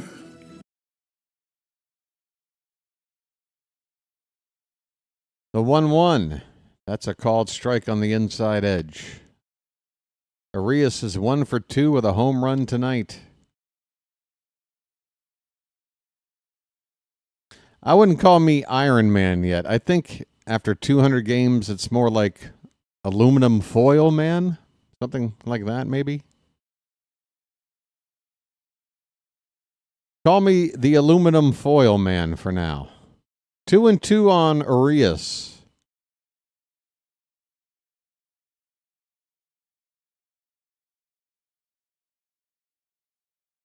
Next pitch is fouled away. We'll do it again. Captain Baltimore. Again, that would be a title that I cannot bestow upon myself. And now, if somebody were to crown me that title, I'm not going to turn it down. But plus, there's already Captain Chesapeake. I need a different title. Can I get a different rank? Full count on Arias, leading off the bottom of the 6th. Foil man. All right. We'll go with foil man. Curses. Foiled again. 3-2 pitch called strike 3. Arias had taken off for first base. Brandon Hyde is not happy with the call. It was borderline. Too close, in my opinion, to take. That looked like it might have caught that corner. Right at the very bottom edge. Catcher helped out by lifting that pitch up and framing it. Here's Ced Mullins with 1 out. Well said, now you know what to do. Swing and a miss on the first pitch. Split finger from Cruz. 5-3 Baltimore, bottom of the 6th. Oh, I'm also an honorary Hun. That's right. Swing and a miss, 0-2. Another splitter. I'm starting to pick up titles. Sergeant Sarcastic. Some folks would call me Major Pain. The 0-2 to Mullins. Cruz holding the ball a long time. Here it comes. And a check swing. He went around on a pitch in the dirt. That splitter from Cruz looks virtually unhittable. 2 down in the 6th. There's that grip on that split pitch. And look at that ball just tumble down. You got to just know it's coming and lay off. 2 down for Gunner. His name's Gunner, and he's dating my mom. Deputy Dimple. All right, Janet is now obsessed with the dimples. Now I'm starting to feel self-conscious. I'm going to have to start wearing, like, I don't know, just cover it up with some duct tape. 0-1 pitch, swung on a missed. It's 0-2. These dimples needs its own OnlyFans page. Yenier Cano is getting loose. 2 down, bases empty. The 0-2. Again, Cruz taking his time. Here's the pitch, swing and a miss. Another splitter. Just stop swinging. I mean, there must have been 5 or 6 swings and misses on the splitter in that inning. And if you just didn't swing, every one of them would have been out of the zone. But, yeah. Hopefully that dude is done for the day. We go to the 7th inning, folks. Late innings coming up. The Orioles lead at 5-3. 9-1-2 due up for the Yankees. We want to get them 1-2-3. You know why? Because if anybody gets on, that means Aaron Judge comes up as the tying run at, best case scenario. So let's get these guys. Let's get these guys. Not going to be easy. Peraza, not too worried, but Goldschmidt, 362 average. Grisham's up to 300 now. Righty, lefty, and then another righty and Judge. So I'd expect a right-hander on the mound. Dominguez was out there last? Or was that before Aiken? I forgot already. Oh, yeah, that was before Aiken. Okay, so we should be going to Cano to start this next inning. It should be Cano to start the inning, I would think. Yankees might counter with a pinch hit Oswaldo Cabrera for Peraza. But we'll take it. We'll take it. Wait. Oh, by the way, somebody said something about 430 feet. Check this out. Here you go. Here's your 430 feet.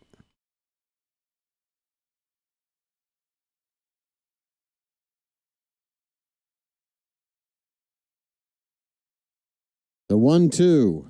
Swing and a miss. Judge strikes out. 430 feet, my ass.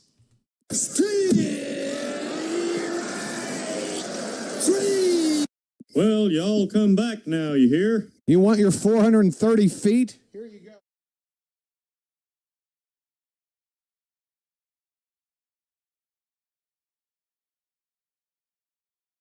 Take 430 feet of that. All right. Back to the ball game. 1-1 the count. Make it 2-1 on Oswald Peraza, leading off the top of the 7th.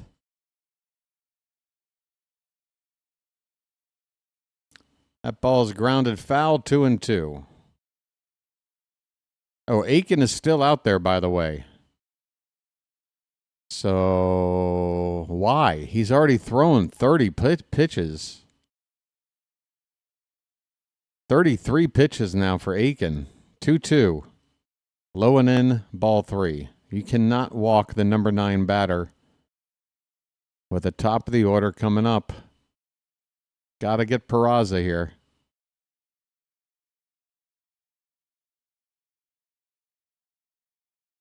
Payoff pitch. Ball 4. We just walked the weakest bat in this lineup to lead off the inning with the top of the order, and now Hyde comes out. Why didn't you just go to Cano to face this right-hander to begin the inning? Why?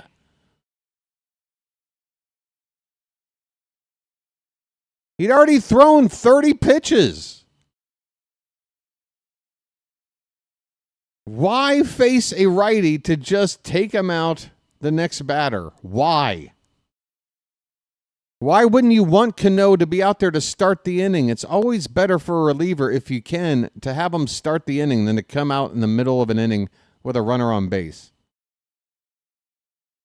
Unexplainable. Unexplainable.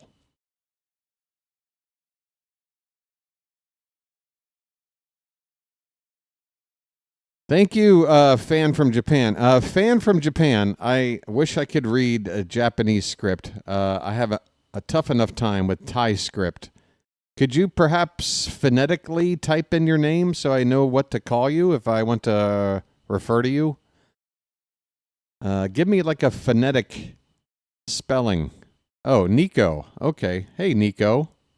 Is that right? Nico or Neko? Nico to me is like Nico, because I think of the Velvet Underground in Nico. Neko. Okay, thank you, MG. Welcome aboard, Neko. Spread the word. Hey, by the way, I was looking at an interesting global map of the most popular sports by country. And, in America, American football is number 1. The only country in the world where that's the case, obviously. Baseball is number 1 in just a few places. Like where Anthony Santander is from. Venezuela, right? A lot of the Caribbean nations. And then Japan. In Japan, baseball is the number 1 sport. Number 1. So, the more Japanese fans that find my channel, the happier I'll be. And I hope they become Oriole fans. You picked a good team there, Neko. All right, here's Cano. Brought in one batter too late, in my humble view. Runner at first for the Yankees. Nobody out. First pitch is hit on the ground. Slowly, Arias bobbles, throws to first in time. Wow. A snow cone that somehow wound up in his throwing hand while he was on the run. There never was a chance to go to second. Ball hit too slowly. He had to charge him. That ball bounced from his glove into his throwing hand. How lucky is this? That ball could have gone anywhere. He reached out for it, got it under control, on the run. What a play. One down, runner at second for Trent Grisham.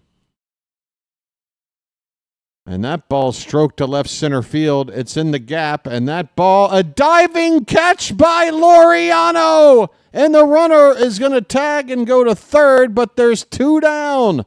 Laureano slides onto the outfield warning track. Out there in the gap, I thought that ball was going to drop in. What a save by Laureano out there. Besides that, it's all in the reflexes.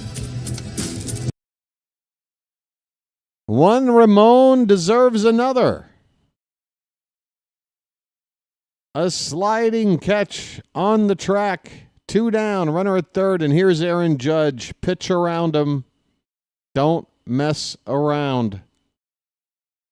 Low and in for ball one. I know, it's just like earlier in the game. You're walking the tying run to bring up the go-ahead run. But with Aaron Judge and the way he's going, it's what you have to do.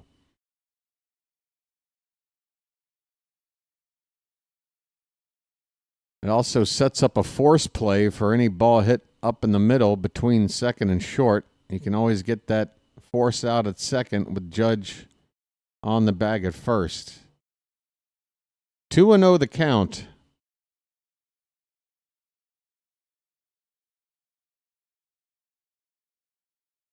Pitch.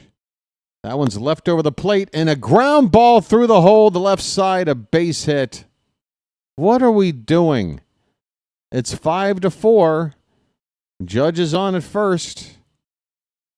Run scores. Another hit for Judge. Why? Hit just between the outstretched gloves of Arias and Gunnar Henderson.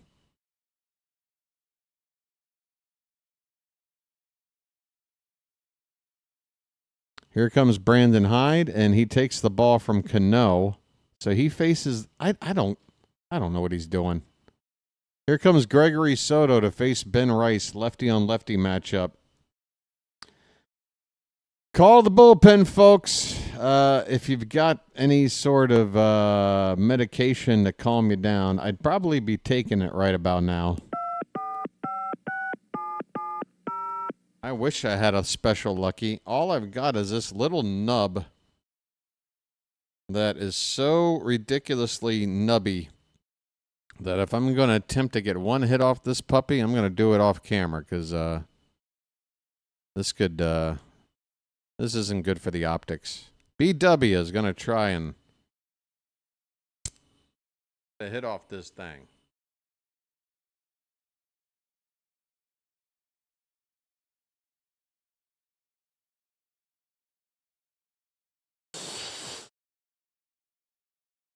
Okay. Now we're in business. That'll work. No problem. Where's you from? Baltimore. What? Baltimore. Baltimore? What's that? Look, it doesn't really matter, all right? Bill, Hyde's thinking, I want a lefty to face Ben Rice, the lefty. That's his thinking. Ben Rice did have a pair of home runs last night. And I do think his splits show that he's a lot less dangerous against left-handed pitching. However, we need Gregory Soto to get the job done. Last couple of outings for him have been a little bit shaky. Yeah, Judge is like a 7-foot-tall, 280-pound Ichiro. Ridiculous.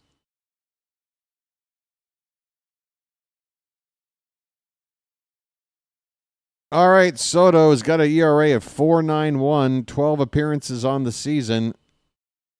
He just needs to get Rice. There's 2 down. We got a 1-run lead now, top of the 7th. From the belt, the first pitch sets the tone. What? That's not a strike! What?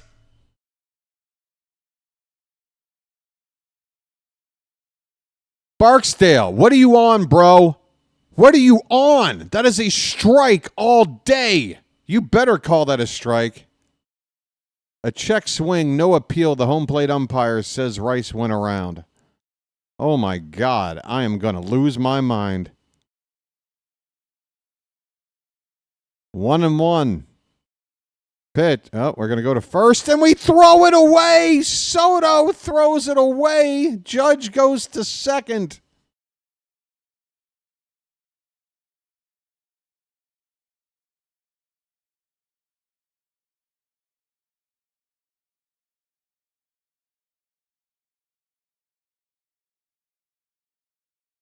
A terrible throw to first.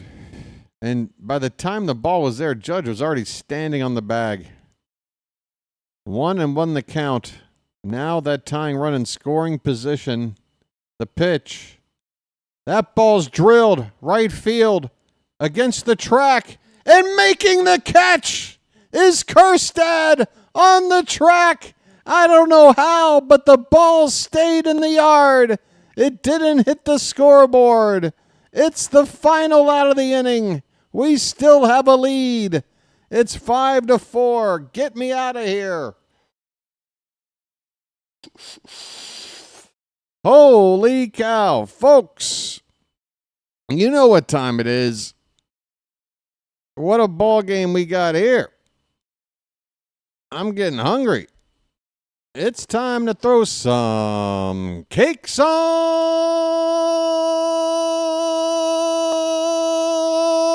the griddle. Get them cakes up in the chat, folks. Thank God I'm a country boy. Thank God I'm a country boy. Thank God I'm a country boy. Thank God I'm a country boy. Y'all gonna make me lose my mind. Up in here. Up in here.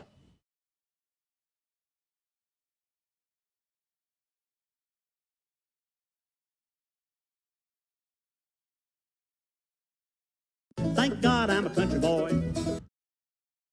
Thank God I'm a country boy.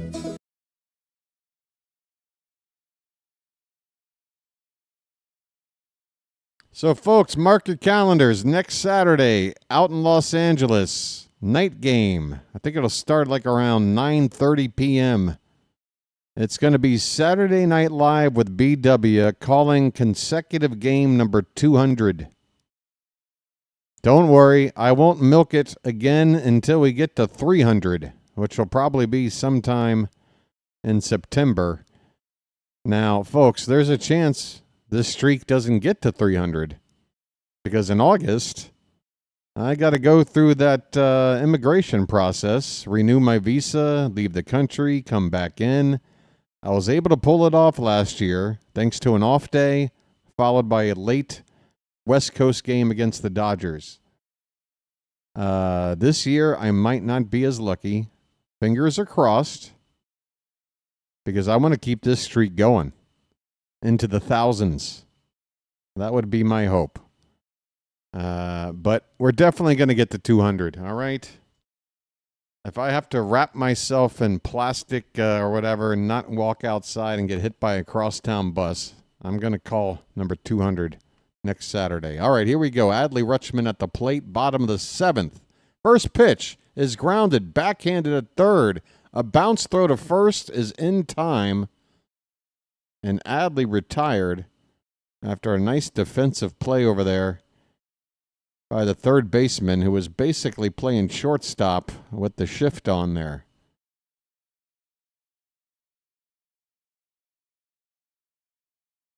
1 out. Oh, I think I can come back on the screen now.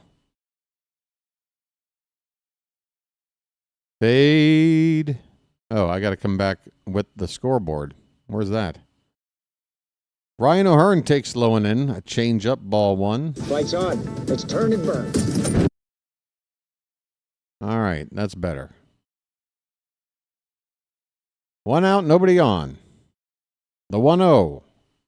Inside 2-0. O'Hearn is 0 for 2 tonight. Brian Baker.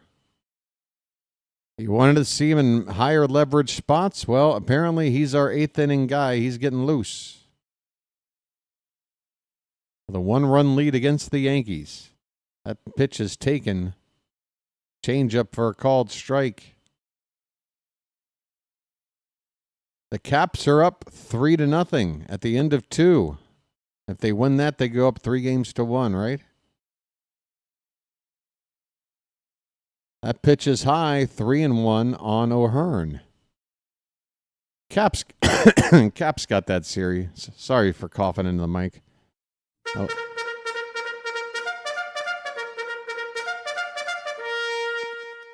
That was an involuntary cough. 3-1 pitch is at the bottom of the zone. Could have been called a ball strike, but we get ball 4. This umpire, Barksdale, is not good. But luckily, we've had a couple of calls at least go our way. That is a 1-out walk for O'Hearn. I'm walking here. I'm walking here. By the way, I don't know if I had already mentioned it, but Devin Williams is on to pitch. He's supposed to be their closer, right? But for the second time in the series, he's coming on in a non-save situation. Hell, we're not even in the 8th inning. He's out here in the 7th. Is he in the doghouse? Who's closing games for the Yankees right now? He's got a 1-0 count on Laureano. Next pitch swung on a miss, changeup. Ramon just threw a rock at me. Orioles 5, Yankees 4. Bottom of the 7th. Runner at first, 1 out. And the 1-1 to Laureano is taken for a called strike 2. On the outside edge.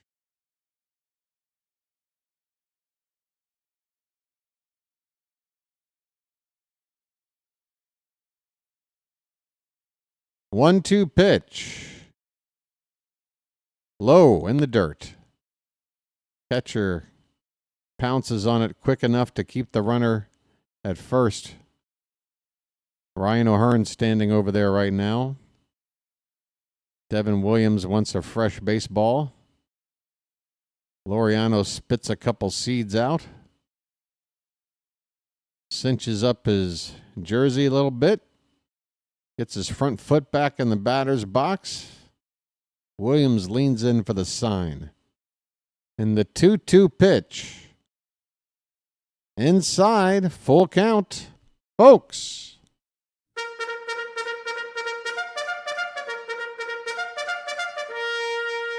Come on, Charm City chat. Show me that charm. Payoff pitch.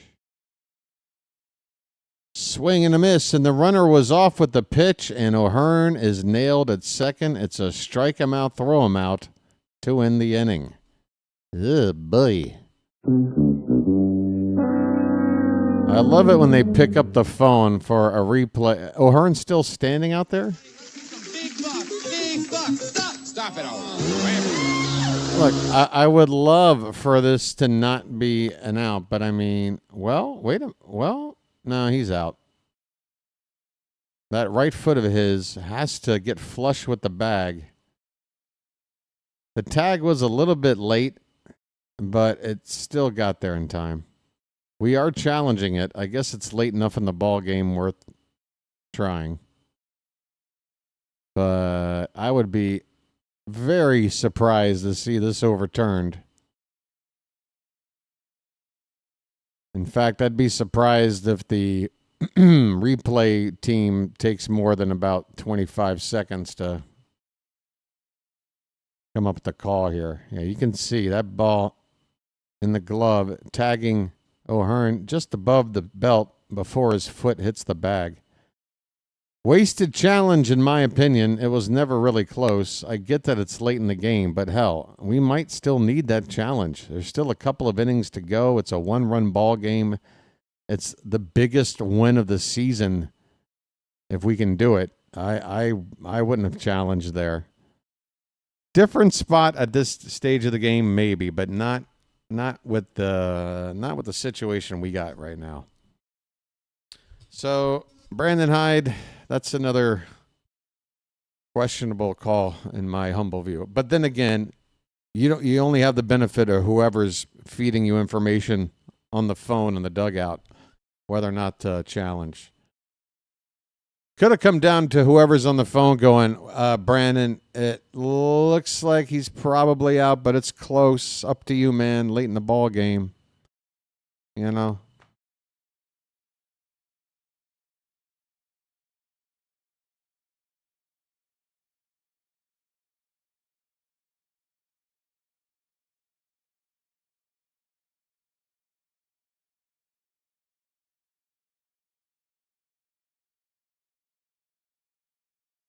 All right. Volpe, Wells, and Reyes. Okay, I would hope if it's Brian Baker coming out, he can handle these three guys, and that would set the Mountain up to face what would be the 9-1-2 hitters. Let's just say that Baker lets one runner on base, which would be the average. That would mean the Mountain would then face the top of the order in the ninth, much like he did on Monday night, with a Bautista Judge round 2 head-to-head matchup potentially in the works in the ninth inning. Still a lot of baseball to go here, though. I don't want to try to write the script that much, but it's always interesting to think about a rematch potentially coming up. Anthony Volpe at the plate. Baker on the mound. First pitch is high for ball 1. We're in the top of the 8th. Next pitch is low, 2-0. We need strikes. Once you get ahead, then you can start messing around. But we need to get ahead of these batters. 2-0 pitch. That is a 3-0. Off the plate, low and away.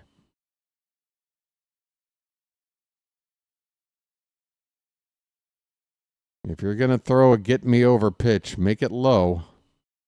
And he does. Perfectly spotted at the very bottom of the zone.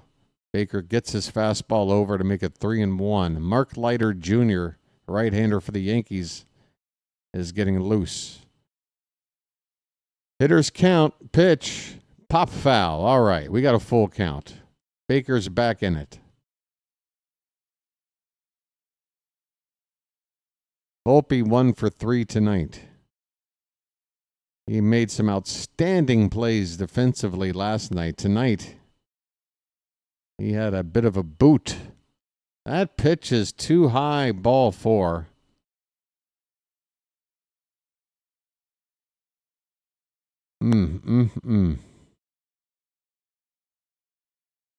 Lead off walk in a 1-run ball game. 35 walks have scored off Oriole pitching. That's the 3rd most in baseball.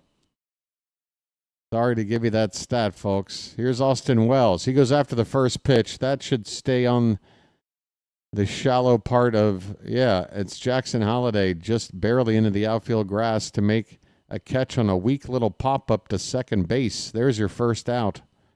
Austin Wells retired. Here is Pablo Reyes. Actually, I might have been one batter short on my looking ahead. There is a chance to still get the next 2 batters out and then have 9, 1, and 2 come up in the 9th for the Mountain, and a chance to avoid Judge, who bats 3rd. But we've got to everybody out starting now. Let's make these last 5 outs from these 7, 8, 9, 1 and 2 hitters. Cody Bellinger is going to pinch hit.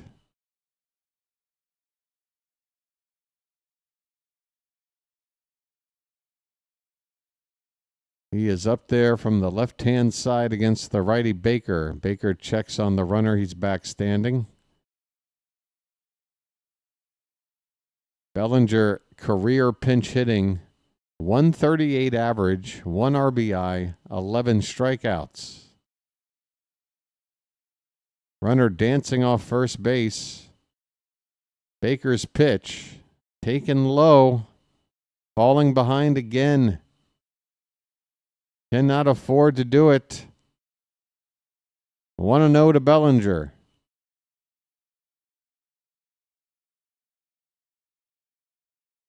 Pitch. There's a strike. Bellinger did not move.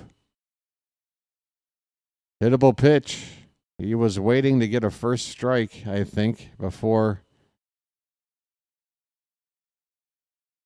he starts to get aggressive here. 1-1 pitch. That's in there. A nice changeup from Baker on the inside part of the plate. 2 strikes on Bellinger. 1 out, runner at first. Top of the 8th. Nail-biting time. Baker steps off the mound.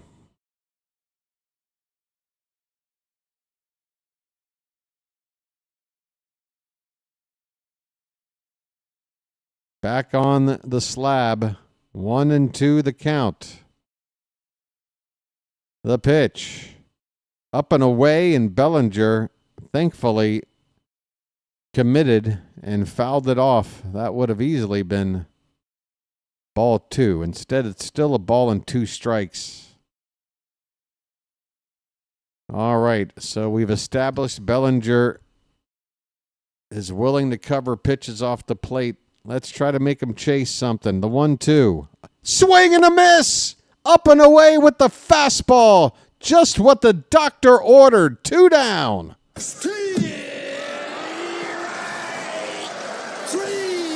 Well, y'all come back now, you hear? Well, y'all come back now, you hear? Well, y'all come back now, you hear? All right. Jason Dominguez, 0 for 3. If we can get him out, again, the Mountain could come out and potentially face 3 guys without Judge getting a chance. If anybody gets on,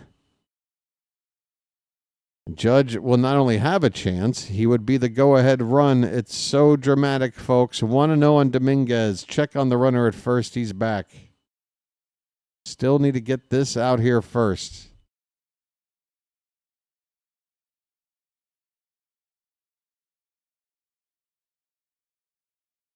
Dominguez hits righties much better than lefties. That pitch is up and in, and it's 2-0.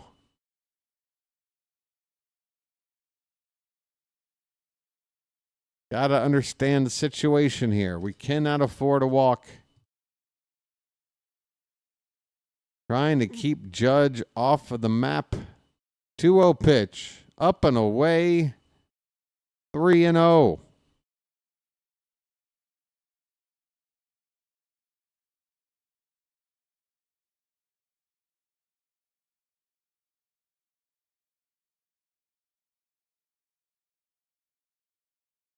The 3-0. There's a strike, a slider that caught the outside corner. Okay, 3-1 count. They've got Oswald Peraza out on deck, but I got a feeling Cabrera will pinch hit for him. The 3-1. Taken for a called strike. Okay. Some brass balls there on Brian Baker. Gets back into the count. Full count, 2 down, folks. Get on your feet. The runner will be off with this pitch. Here it is. Swing and a miss on the changeup. Ring 'em up. Yes! Well, y'all come back now, you hear? Yes! Well, y'all come back now, you hear?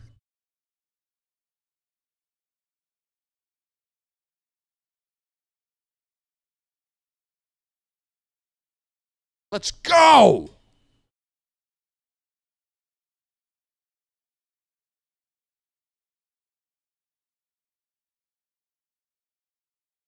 Arr! Arr!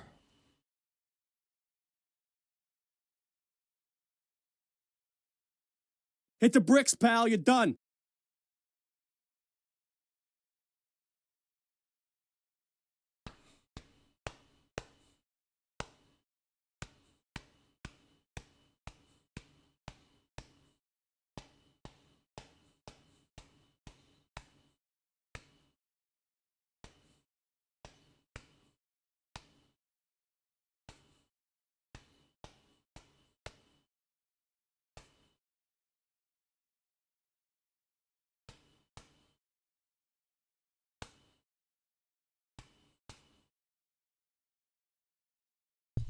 Who feels a heartbeat? Hot damn, I love baseball.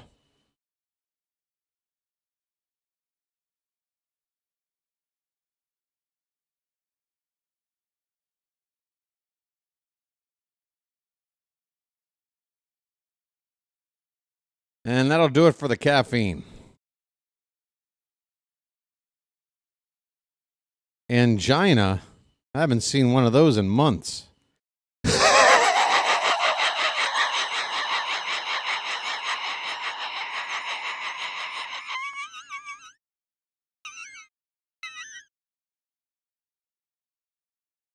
All right. Time to get some insurance. Who's with me?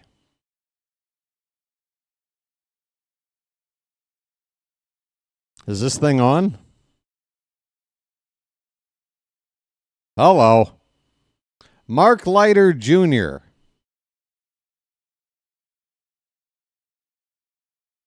'15th appearance for him. Jackson Holiday.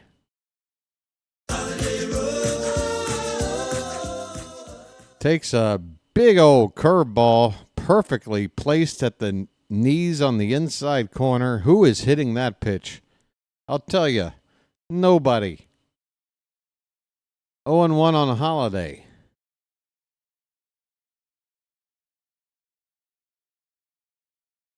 He is 1 for 3 tonight, hitting in the 6th spot. Takes in the dirt. 1 ball, 1 strike.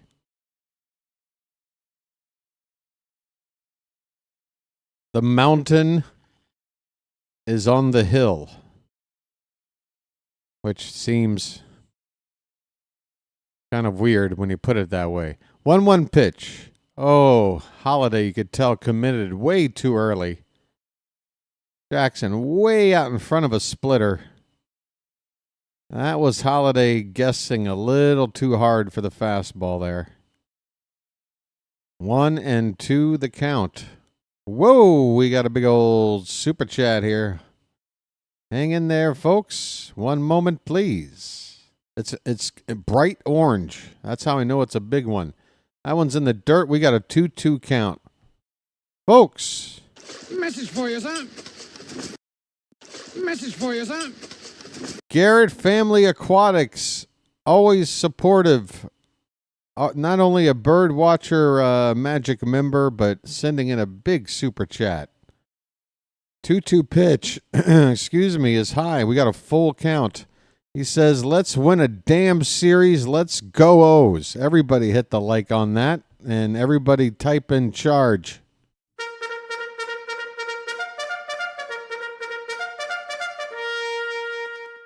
Payoff pitch. Called strike 3. Oh, my voice is about to go. Really nice sinker by Leiter. That one was or not Leiter. What the hell's this guy's name?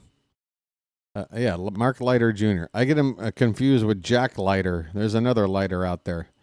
Anyway, a sinker started inside, tailed back over the corner. Really tough pitch. 2 of the strikes in that at-bat from Holiday were pretty much unhittable. 1 away for Ryan Mountcastle. He takes a first pitch strike. Okay, mount up. Mountie 1 for 3 with that 2-run homer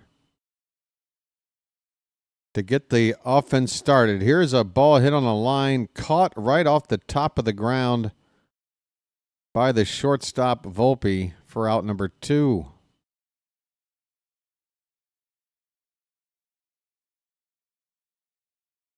Well, insurance, if we're going to get it, we need to get it quickly. 2 down, nobody on for Silent J.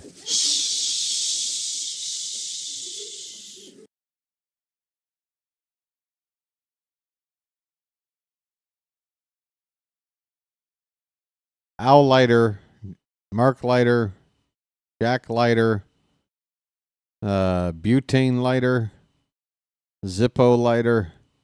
That ball's hit up the middle and a base hit into right center field for Kjerstad. His second hit of the night.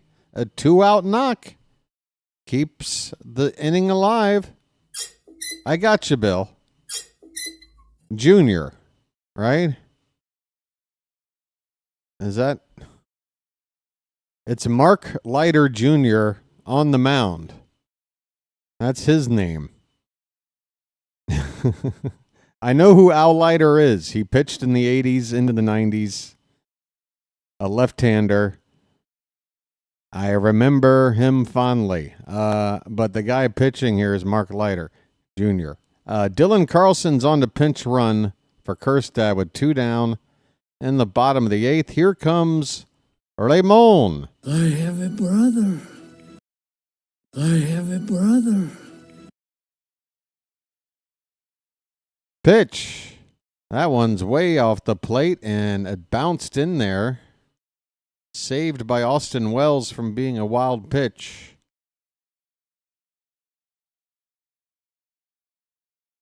Five to 4 Orioles, 2 down, bottom of the 8th. Last chance to add on. Kjerstad at first. The 1-0. Oh, first a throw over, and Heston dives in safely.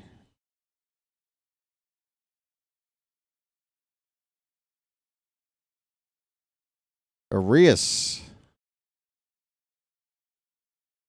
made some nice plays in the field tonight to go along with that home run. And he hits a little tapper. This could be a swinging bunt. Barehanded pickup and no play. Raymond has a multi-hit night to go with his excellent play in the field. He keeps on keeping on.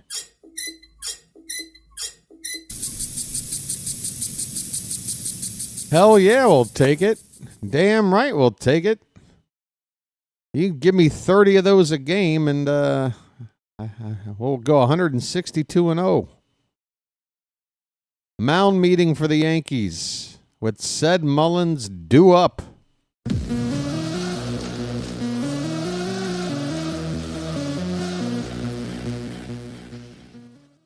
Ced. Well said, now you know what to do. I know you know. I know he knows. The Orioles tonight have gotten 3 guys on via the walk and 10 hits.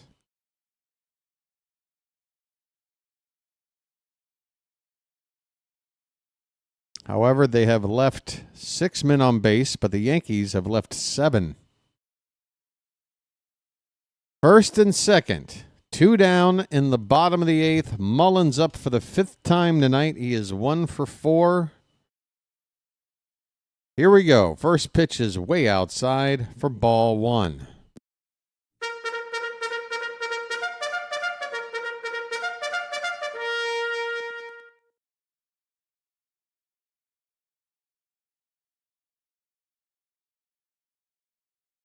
Leiter takes a look at second. And the pitch. Right in there, 1-1.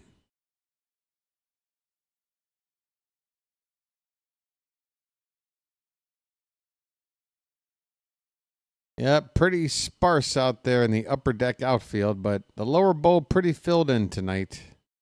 1-1 pitch. Swing and a miss. Another splitter. Leiter's got one too. We have not looked good with the split finger pitch tonight. First it was Cruz.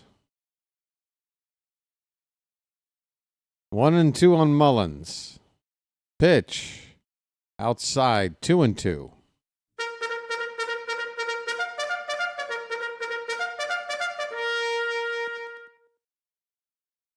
Come on, folks. We want a little breathing room here. We want some breathing room. 2 balls, 2 strikes, 2 out, 2 on, and the throw back to second and getting just back in there is... Who is that over there? Carlson? Carlson back to the bag.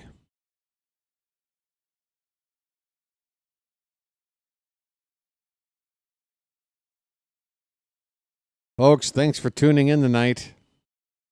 If you showed up here from the start after what happened last night, guess what? You're a real Oriole fan. He did not let that game last night take away your Oriole pride. That is a swing and a miss. Mullins strikes out.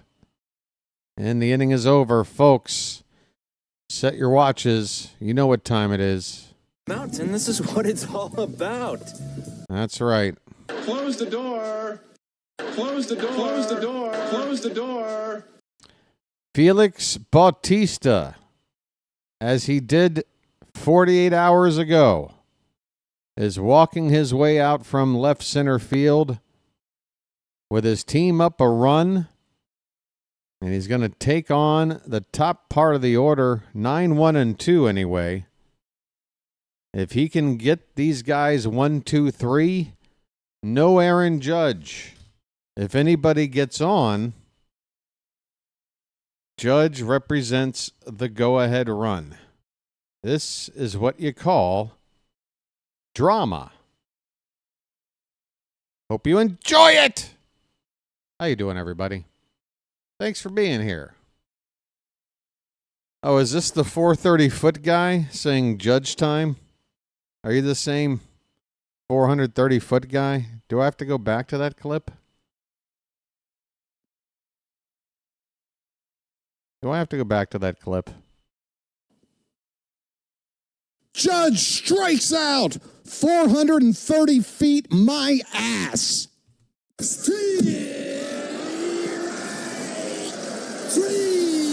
Well, y'all come back now, you hear? You want your 430 feet? Here you go.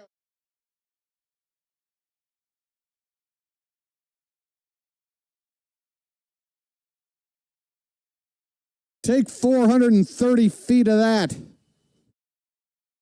Yeah. 430 feet. Gotcha. Gotcha. All right. By the way, that shirt was all bunched up. It wasn't doing me any favors in the butt department. I look like Niecy Nash. There's a reference.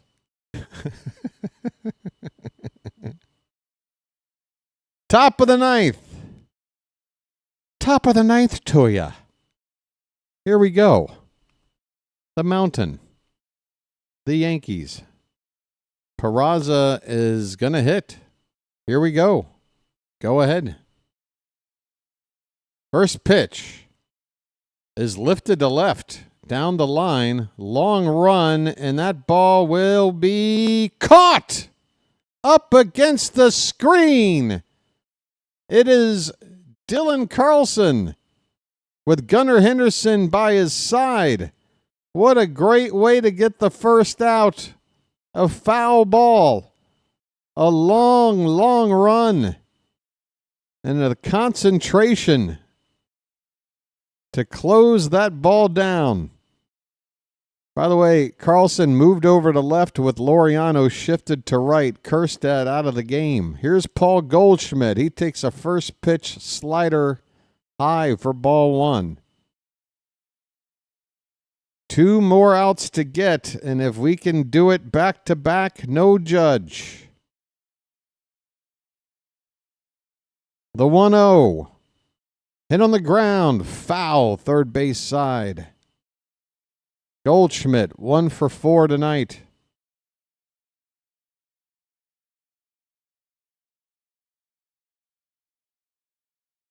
Baltimore looking to win just their second series of the season. The 1-1 pitch. On the outside edge, and we get the call, a splitter for strike 2. The ump gave an inch. 1-2 on Goldschmidt.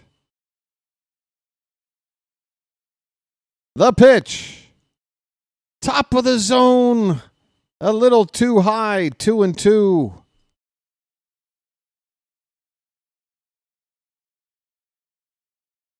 The mountain leans in from the belt.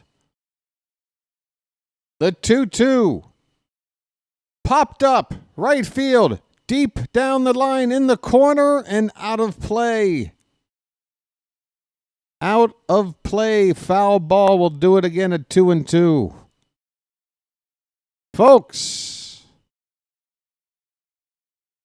where are my nitroglycerin pills? Why are they always just out of arm's reach? 2 balls, 2 strikes.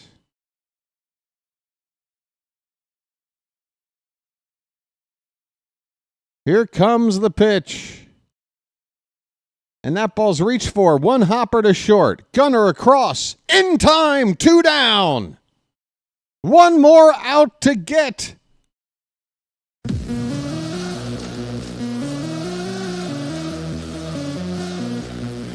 Crowd on their feet. Trent Grisham, the batter. Judge on the on-deck circle. Let's keep him there. Grisham 1 for 3 with a walk. First pitch. Right in there at 99. 99 from the mountain. 0-1.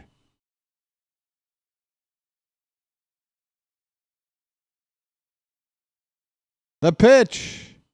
Swing and a miss. A splitter low and away. Grisham went down to a knee. He had no chance. 0-2. 1 more strike, and we take the series. Could this be the moment? With all the vitriol in Baltimore, can the real fans say maybe we can figure it out until we get some reinforcements? The 0-2. Swing and a miss, and this ball game is over. The Orioles have beaten the Yankees. Final score, 5-4. We take the series. Suck it, New York. Oh, doctor. The fireworks are going off.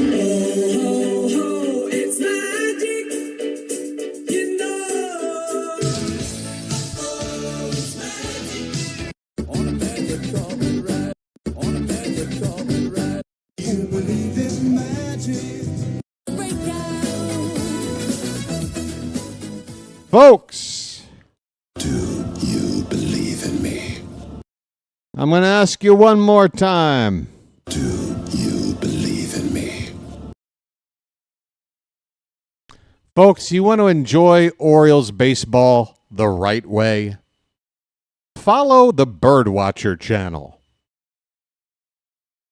This is where, when things go well, it ain't going to feel any better than this. You wanted the passion from BW? You wanted the passion?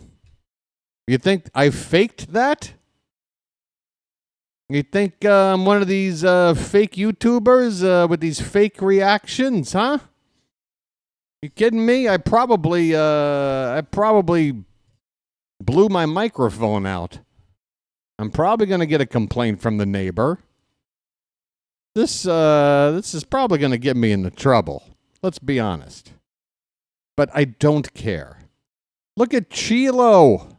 5 BirdWatcher gifted memberships to 5 random subscribers. How about that? How about that generosity shown there by Chilo? Very well done, Chilo. And I want to thank you very much for that.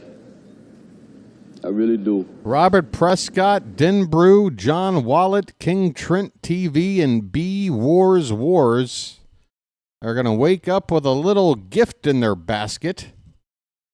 Try on some binoculars. Nice binoculars. Nice binoculars. Holy cow, folks. The Orioles, when we play the Yankees, throw it all out the window, folks. Throw it all out the window. We got a long way to go, all right? We got a lot of stuff to say, gosh, what are we going to do when Gibson's turn comes around next? How's that going to go? Or, gee, look at this lineup tonight. What's Hyde thinking doing? Why is this guy sitting? I know there's going to be plenty of criticisms and finger pointing, and I know Brandon Hyde and Mike Elias aren't, off the hook because of this win tonight, okay? So don't think that I'm just making it like everything is hunky-dory, all right? There's a lot of work to be done, but I'll tell you this. When it comes to the team morale, which to me has a domino effect. If you get the morale of the team getting good, and then you start seeing guys come through with some hits, and you start to see that confidence build, it snowballs, folks. It's called momentum. Somewhere in the beginning of this season, we hit a brick wall. And you know what that brick wall was? It was Charlie Morton.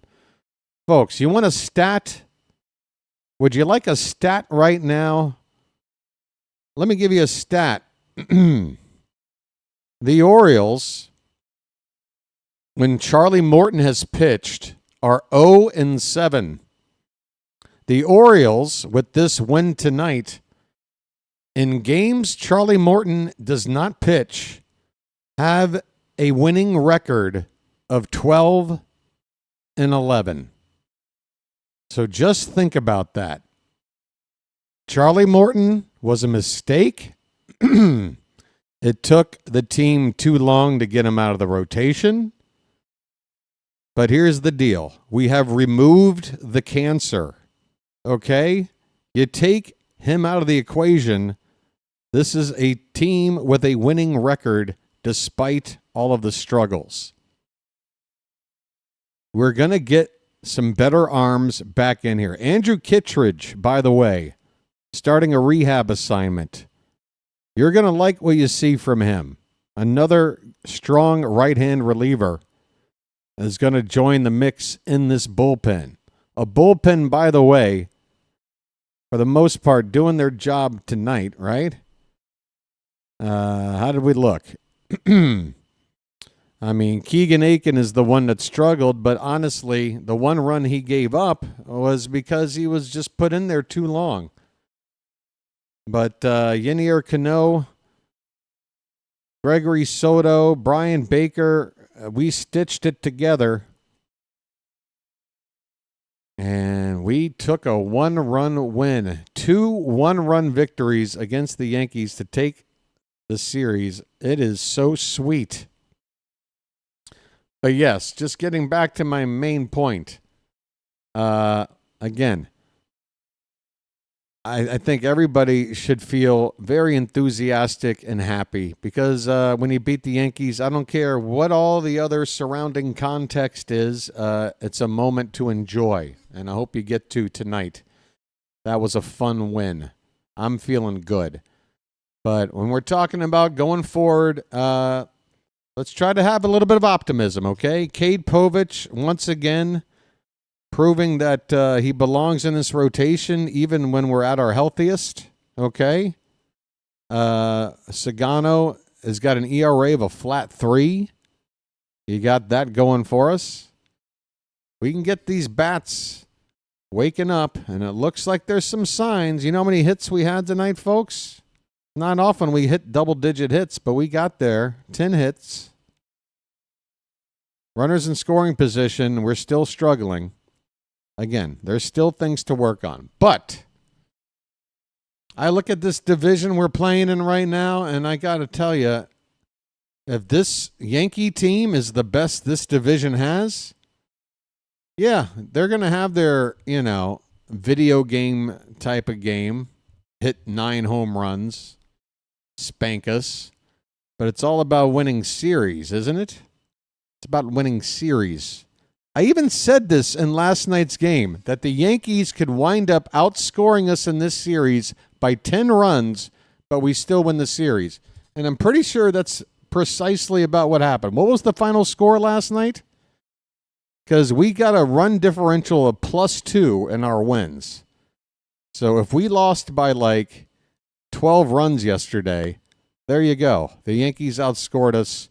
Maybe it was 9 runs, 9 or 10 runs. Yeah, 15-3. There you go. So there you go. They outscored us by 10 runs in this series, but we took the series. What matters more, folks? What matters more? So, yeah, enjoy your game 2, New York. We took the series. All right. Sorry, had to get that off my chest. All right. Looking ahead. There's a day off, and I almost wish there wasn't. I am ready to get right back into this, folks. This is the first time this season where I don't want a day off. I want to get right back out there tomorrow, but we're going to have to take a break. The Royals are coming to town beginning Friday night.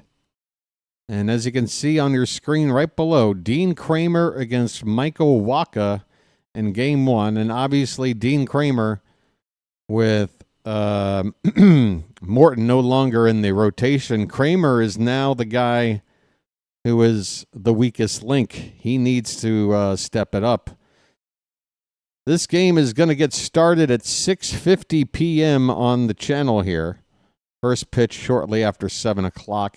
I hope you'll be back to join us and have another rip-roaring time like we did tonight. Boy, what a fun game this was. A lot different than last night. I don't know if you noticed. Hey, guy that tells me I yell at everybody during every game. I know you're not here because I banned you from the channel for life, but you're still allowed to watch. Just to let you know. Nobody got upset. And this is how games are normally called. Okay? Go ahead and check my library. I've got like 200 games you can go back and look at. You dope. Anyway, no grudge. So, come on back Friday night. And, we got a 3-game series before we hit the road. We hit the road for 6. We're going to go out to Minnesota and Los Angeles. And then we come on back home again for the next weekend. Or for the next week. Let's just start chipping away, folks. If you look at the schedule that's coming up. Let me just do that real quick. I don't want to sign off because my adrenaline is pumping here. But just to let you know about the upcoming schedule, I mean, just remember, folks, we've faced the likes of the Yankees, the Blue Jays. We played them 7 times, and unfortunately, actually, no, we played them 6 times because of the rainout. And we split 3 games apiece with the Blue Jays. Lost 2 out of 3 to Boston. Lost 2 out of 3 out there in Arizona, It's series losses like the Reds and the Nats. Those are the ones that really hurt. And then when we went into Detroit, that's a team that is built to win right now. And anybody playing them has got a challenge. But coming up, we got a Kansas City team. They're scrappy. We're going to have to play our best. And I want to take 2. But then you got Minnesota for 3. the Angels for 3, Minnesota again for 3, and then the Nationals come to Baltimore for 3.